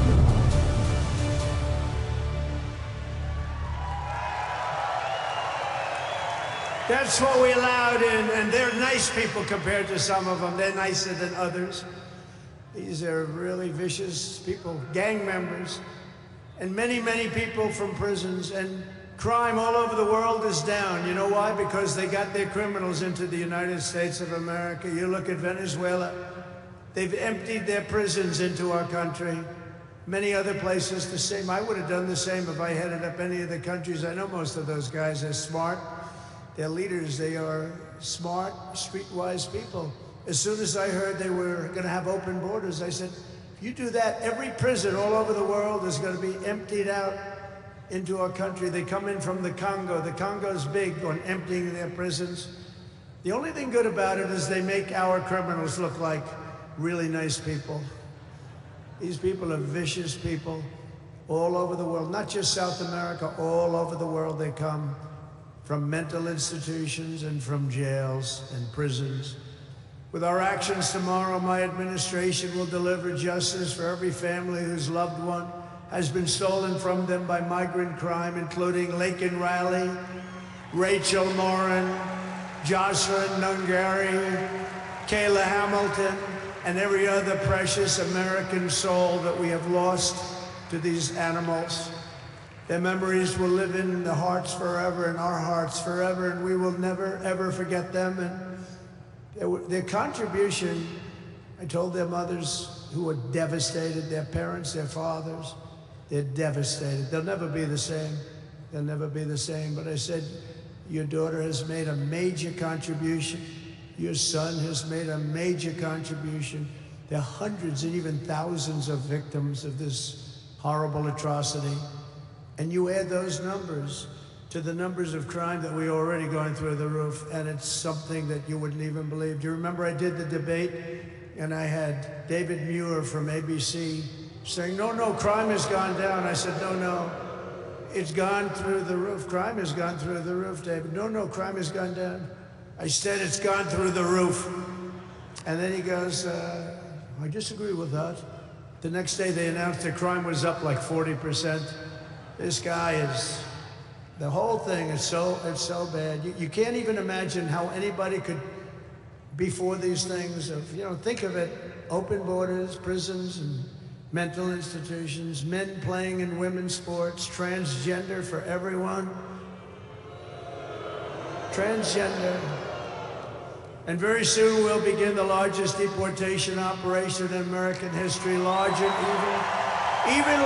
than President Dwight Eisenhower, who has the record right now. And we're going to end the Biden war on American energy and unleash our energy resources to quickly defeat inflation and achieve the lowest cost of energy and electricity on Earth. And we're going to be using our emergency powers to allow countries and entrepreneurs and people with a lot of money build big plants, AI plants. We need double the energy that we already have, and it's going to end up being more than that. And we're going to slash the regulations, environmental regulations that are really put in there in order to stop progress in this country. We're going to also slash something else, the waste in our bloated federal bureaucracy. We will create the new Department of Government Efficiency, headed by a gentleman named Elon Musk, who's here someplace. I don't know where the hell he is. He's here someplace.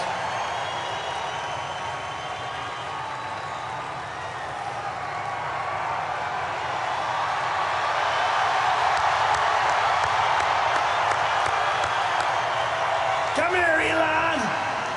Did you see his rocket yesterday? It was captured. And X is with him. X. Come on, Elon. Say it. Okay. Thank you, Mr. President. Sorry, little X just followed me on the stage here. He's a very enthusiastic supporter, as you can see. Woo! Yeah.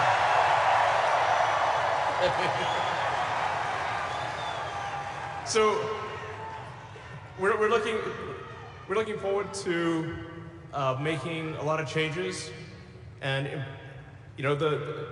this victory is the start, really.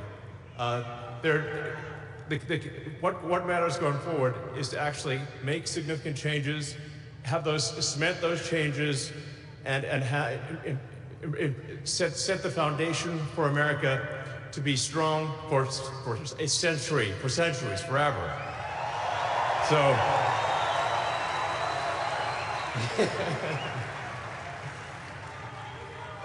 And make America great again.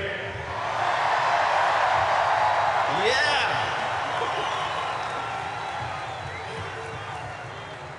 So, yeah. So anyway, we're gonna do great things here. Thank you.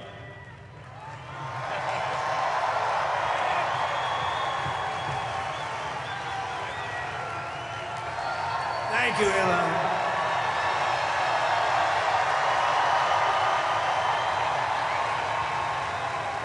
You know, I always say we have to be protective of our geniuses because we don't have too many, but that one is a good one. Now, I watched his rocket come down about 3 months ago, and I thought it was crashing. I was talking to somebody on the phone. By the way, same thing happened yesterday. It came down, and it was captured so beautifully. It came down, it's tumbling, it's a mess, it's going down. I say, oh, look at that thing, it's a disaster. And then it gets like a couple of miles away from Earth, and all of a sudden, the engines start going on, the things start, and then I see it coming in and landing in the gantry, and I'm watching it, I'm saying, oh, it's gonna crash, oh, but those engines came out and they blew the fire all over the place. And all of a sudden, those two big arms came and hugged it like you would hug your little baby. And that sucker landed, and nobody's been able to do that but him. And he's a great guy, and we have him and Vivek and some great people working on a thing called costs. And he's got the credibility to do it too. We're gonna do things that are really amazing. But he went out to Pennsylvania after that. He landed that rocket nobody had ever seen. By the way, China can't do it, Russia can't do it, or come close. It would be 10 years before they can do it. And the US can't do it except for him. And it's pretty amazing. But he did that. And then he journeyed to Pennsylvania, where he spent like a month and a half campaigning for me in Pennsylvania. And he's a popular guy, and he was very effective. And he knows those computers better than anybody, all those computers, those vote counting computers. And we ended up winning Pennsylvania like in a landslide, so it was pretty good. It was pretty good. So thank you to Elon. And his son's name, who's cute as a button, his son's name is X. He's the only guy who could get away with the name X. But his son is a great guy. One thing we know, his son is smart. If you believe in the racehorse theory, he's got a nice, smart son. But thank you very much to Elon and everybody. We've had so much help. Every radical and foolish executive order of the Biden administration will be repealed within hours of when I take the oath of office. Oh, you're going to have a lot of fun watching television tomorrow. Somebody said yesterday, sir, don't sign so many in one day. Let's do it over a period of weeks. I said, like hell, we're going to do it over weeks. We're going to sign them at the beginning.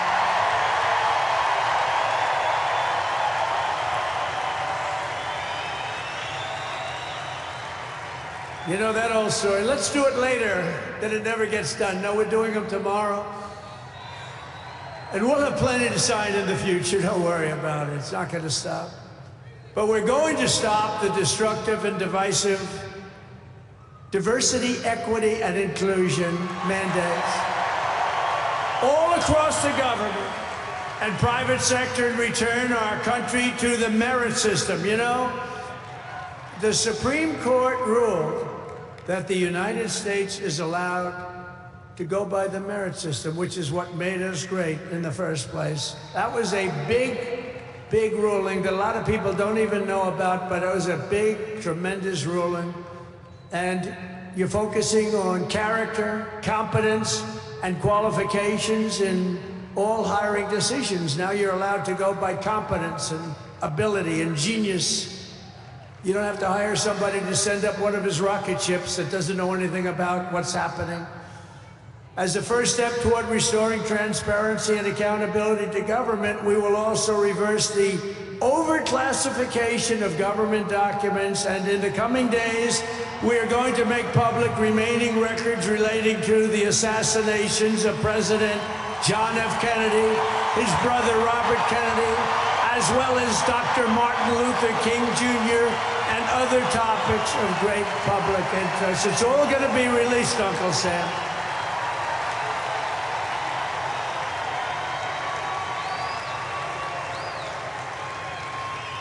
And I will direct our military to begin construction of the great Iron Dome missile defense shield, which will all be made in the USA. And we will get wokeness the hell out of our military immediately and make it like it used to be. Take a look at this.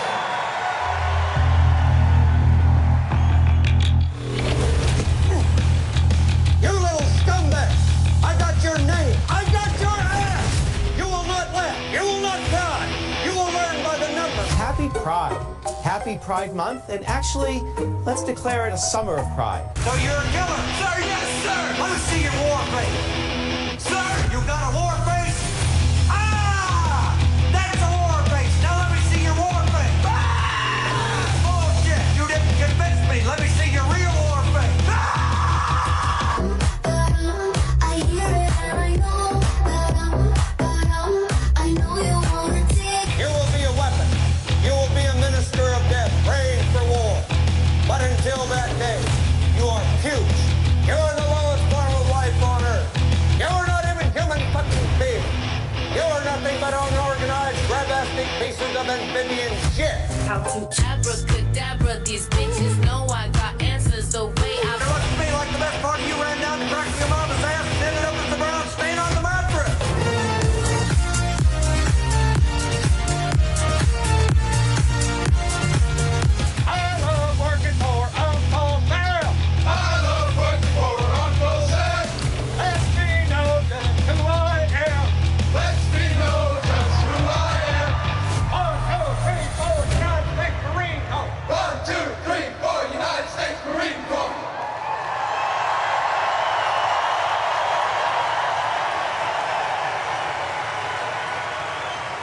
Thank you. So we won 2 world wars with that. And that's the way it's going to be. The American people have given us their trust, and in return, we're going to give them the best first day, the biggest first week, and the most extraordinary first 100 days of any presidency in American history. To implement this historic agenda, I've assembled an all-star cabinet of patriots and visionaries and reformers who will fight for America, and together we will win, win, win for America. To restore the spirit of American Armed Forces, I have appointed Pete Hegseth as our next Secretary of Defense. Where's Pete? Where's Pete? Pete's here someplace. Where is he? Good job, Pete. They like you, Pete. Thanks, Pete. They like him. To bring back integrity to our intelligence community, Tulsi Gabbard will be our next Director of National Intelligence.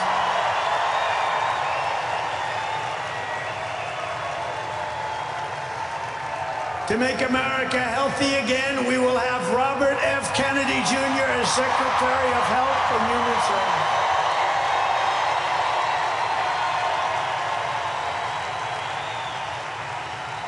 To end the weaponization of our government and restore the impartial rule of law. Oh, this is so important. She's so incredible. Pam Bondi will be an outstanding Attorney General. She's going to do an incredible job. She will do an incredible job, and she's working with another person who's going to be unbelievable at the FBI, Kash Patel.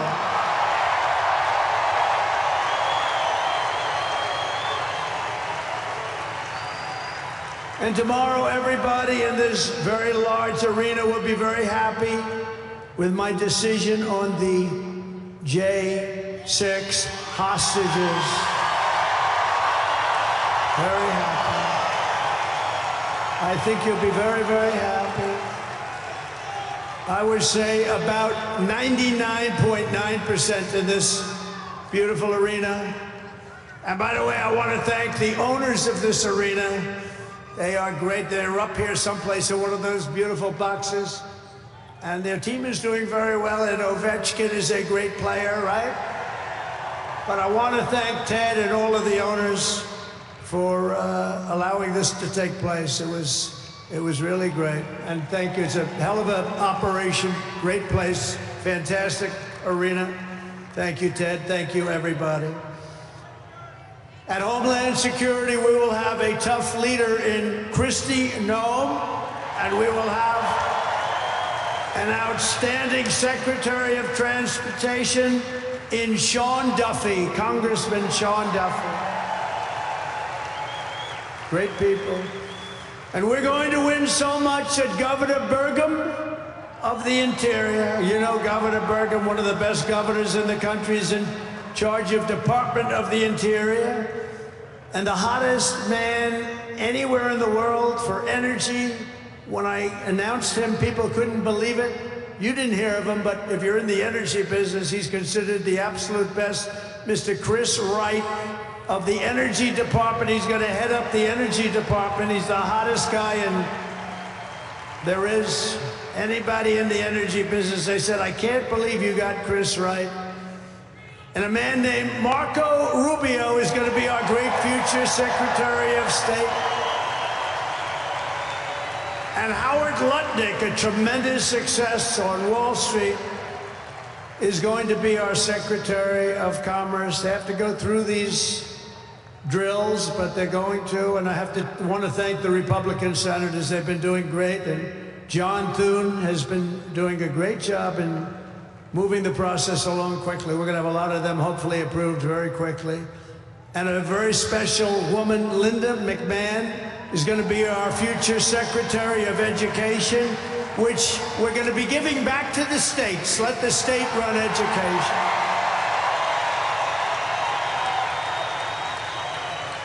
I said to Linda, Linda, I'm making you the Secretary of Education, but if you do a great job, you will put yourself out of a job because you're going to be sending it back to the states. And she's fantastic.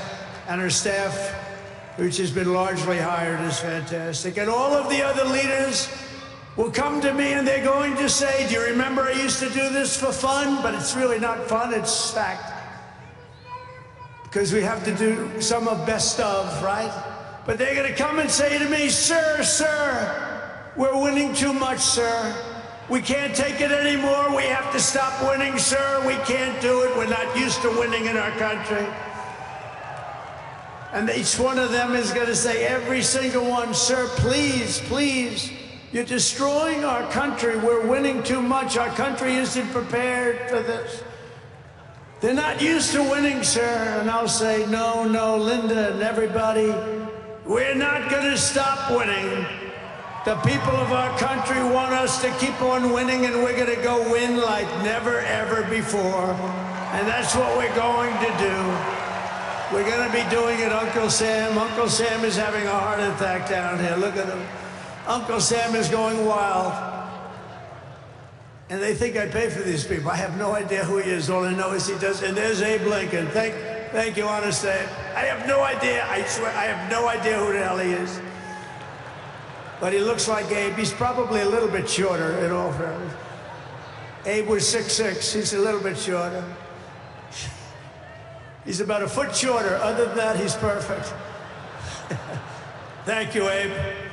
In addition to the most talented cabinet ever assembled, and we're hearing things like that, we will be supported in our mission by countless wonderful American patriots. First, let me thank my incredible family, and I want to thank in particular somebody that headed up the Republican Party, along with Mike, the two of them, Lara Trump, who you saw before, produced those two beautiful children. Lara Trump is unbelievable. She was the chairman of the Republican Party, and nobody ever said, oh, gee, it's a family member. They actually said, how the hell did you get her to do it?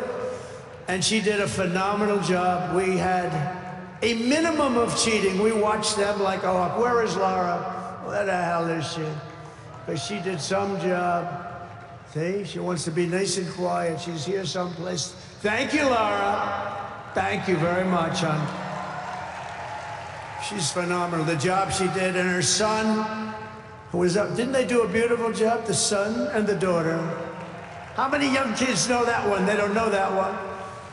But her husband is somebody I'm very proud of. He's doing a great job. He's been subpoenaed more than any human being in history, I believe.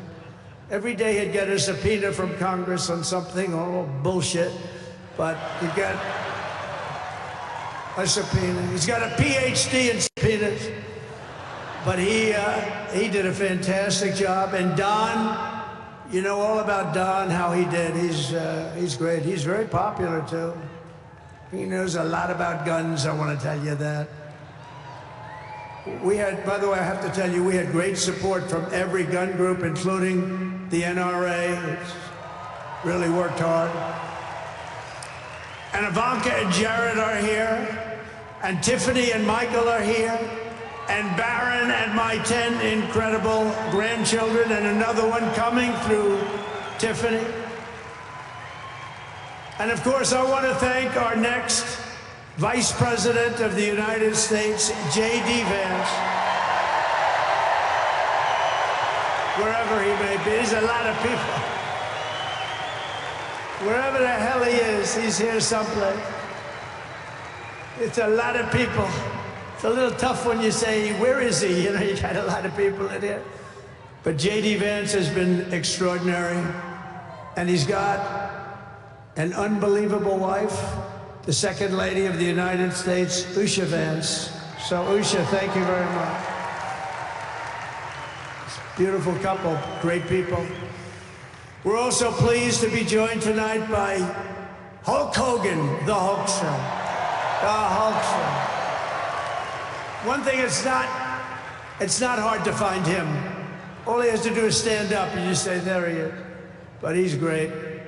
And Kid Rock, wow. Kid Rock is a friend of mine. He's a friend of mine for a long, long time. He did that thing on Budweiser. Budweiser will never be the same when he did the gun with the MAGA hat. That was the commercial that everybody saw. Also with us tonight is a great actor, tremendously talented guy, Jon Voight, who's great, and a friend of mine. And Sylvester Stallone is here. Great guy. And you know, I got Mel Gibson, Sylvester Stallone, and Jon Voight to become ambassadors to Hollywood, California, to put it back on track. So they're all ambassadors. You have to refer to them as ambassador, Mr. Ambassador. And a man who's got an army of young people, Charlie Kirk, is here. And I want to thank Charlie. Charlie is fantastic. I mean, this guy, don't believe the stuff when you hear the kids are liberal. They're not liberal. Maybe they used to be, but they're not anymore. You got to see how many people are for us. And I want to thank Megyn Kelly. She's been terrific. She's been really good. And Billy Ray Cyrus. And Lee Greenwood, wow, has he been something. What a song and what a man. And you know, by the way, these microphones, you see the microphones? I said, what the hell are those microphones doing standing behind me? You're gonna have a little special treat at the end of this speech. I don't want to tell you because you'll rush me off the stage. Get off the stage. But you have a little special treat, and I won't tell you, but let's put it this way.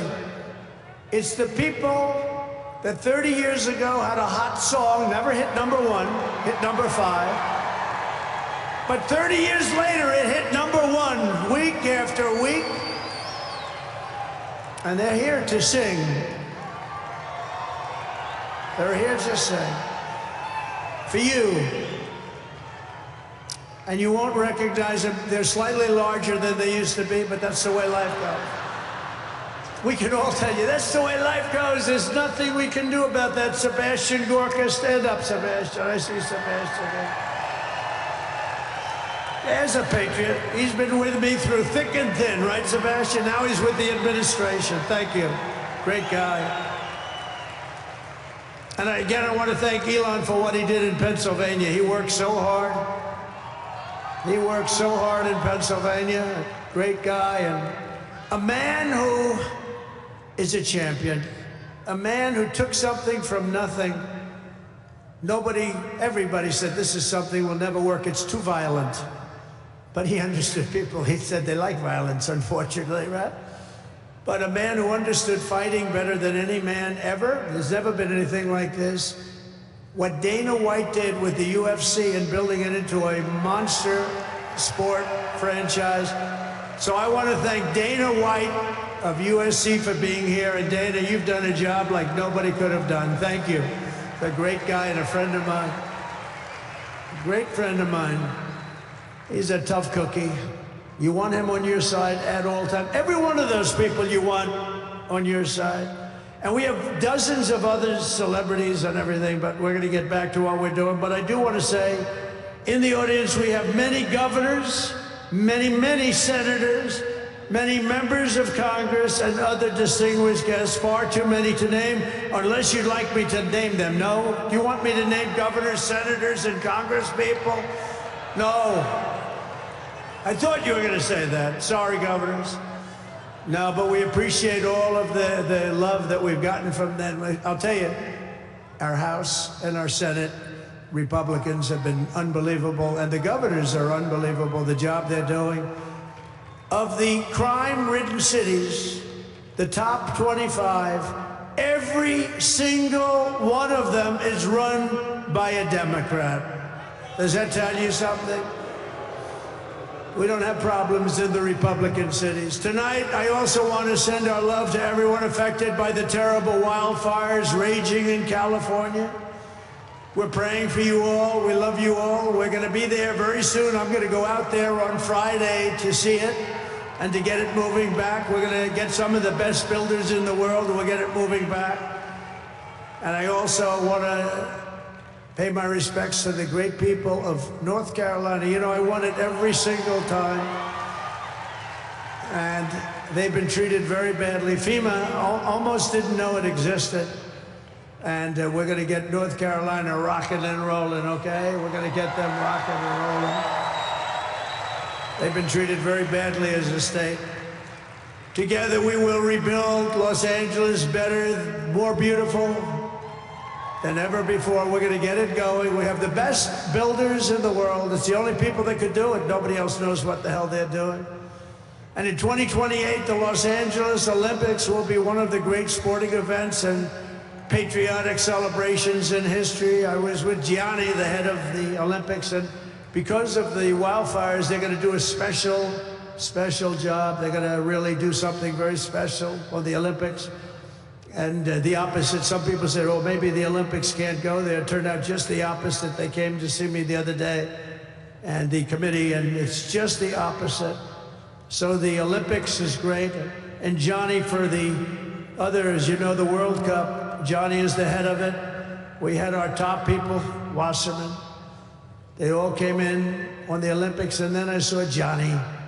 And we got the World Cup, too. And, you know, it's only because they rigged the election that I'll be your president representing you there. You know, I got both of them. I got the Olympics, and I got the World Cup. And I said, you know, it's too bad. One was in 2026, and the other was in 2028.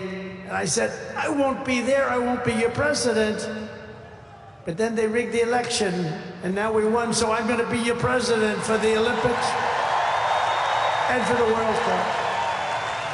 So, Johnny, thank you for the World Cup, and everybody, thank you for the Olympics. We're going to have a great time. We have another thing happening, 250 years, a celebration like no other, 250 years. And that's going to be taking place next year. So we have a lot of big events coming. And everything we do everything. We take it very, very seriously. But what do we do more than anything else? We put America first. And it all starts tomorrow when I raise my hand on the Bible to be sworn as we'll be sworn in tomorrow. We're all going to be sworn in together. That's the way I look at it. It's not me, it's you. Greatest of all time. So we will be sworn in tomorrow. I'll be representing you as your 47th President of the United States.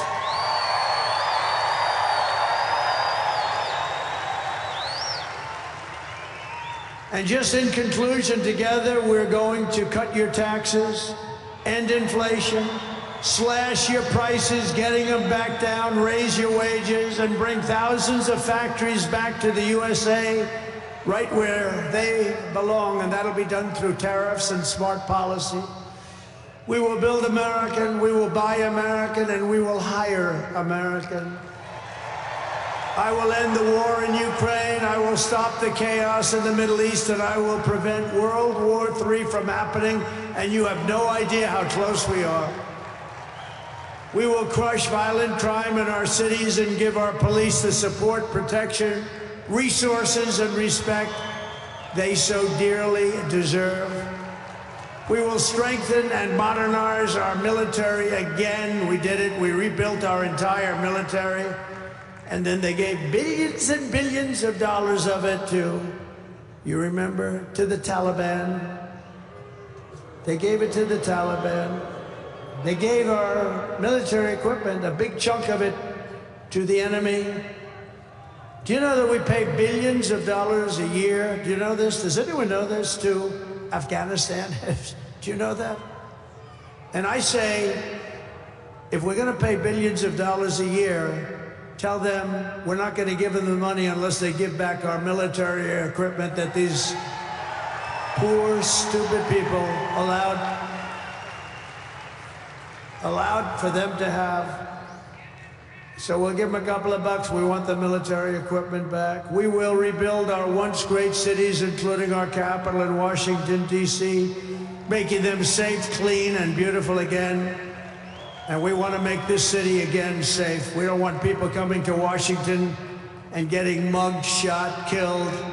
We're going to stop it. Law enforcement, and they have very good police here, but they have to be allowed to do their job. We're going to stop it.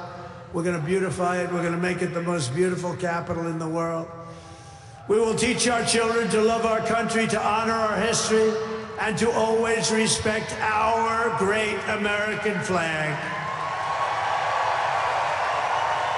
And we will get critical race theory and transgender insanity the hell out of our schools.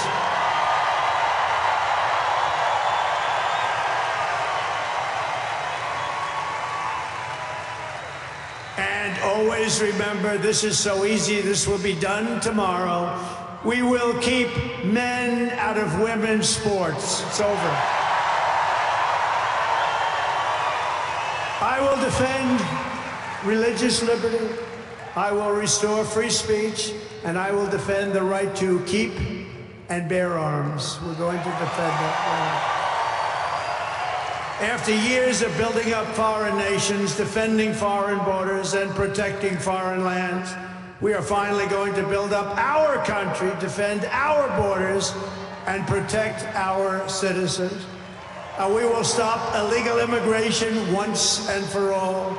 We will not be invaded. We will not be occupied. We will not be overrun. We will not be conquered.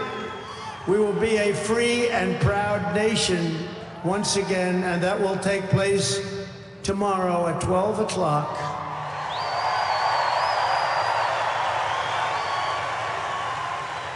Everyone in our country will prosper, every family will thrive, and every day will be filled with opportunity and hope, and also filled with a thing called the American dream that you don't hear much about anymore. For the past 9 years, you and I fought side by side against the most sinister and corrupt forces on earth, and in our magnificent victory on November 5th, you showed them once and for all that this nation does not belong to them. This nation belongs to you.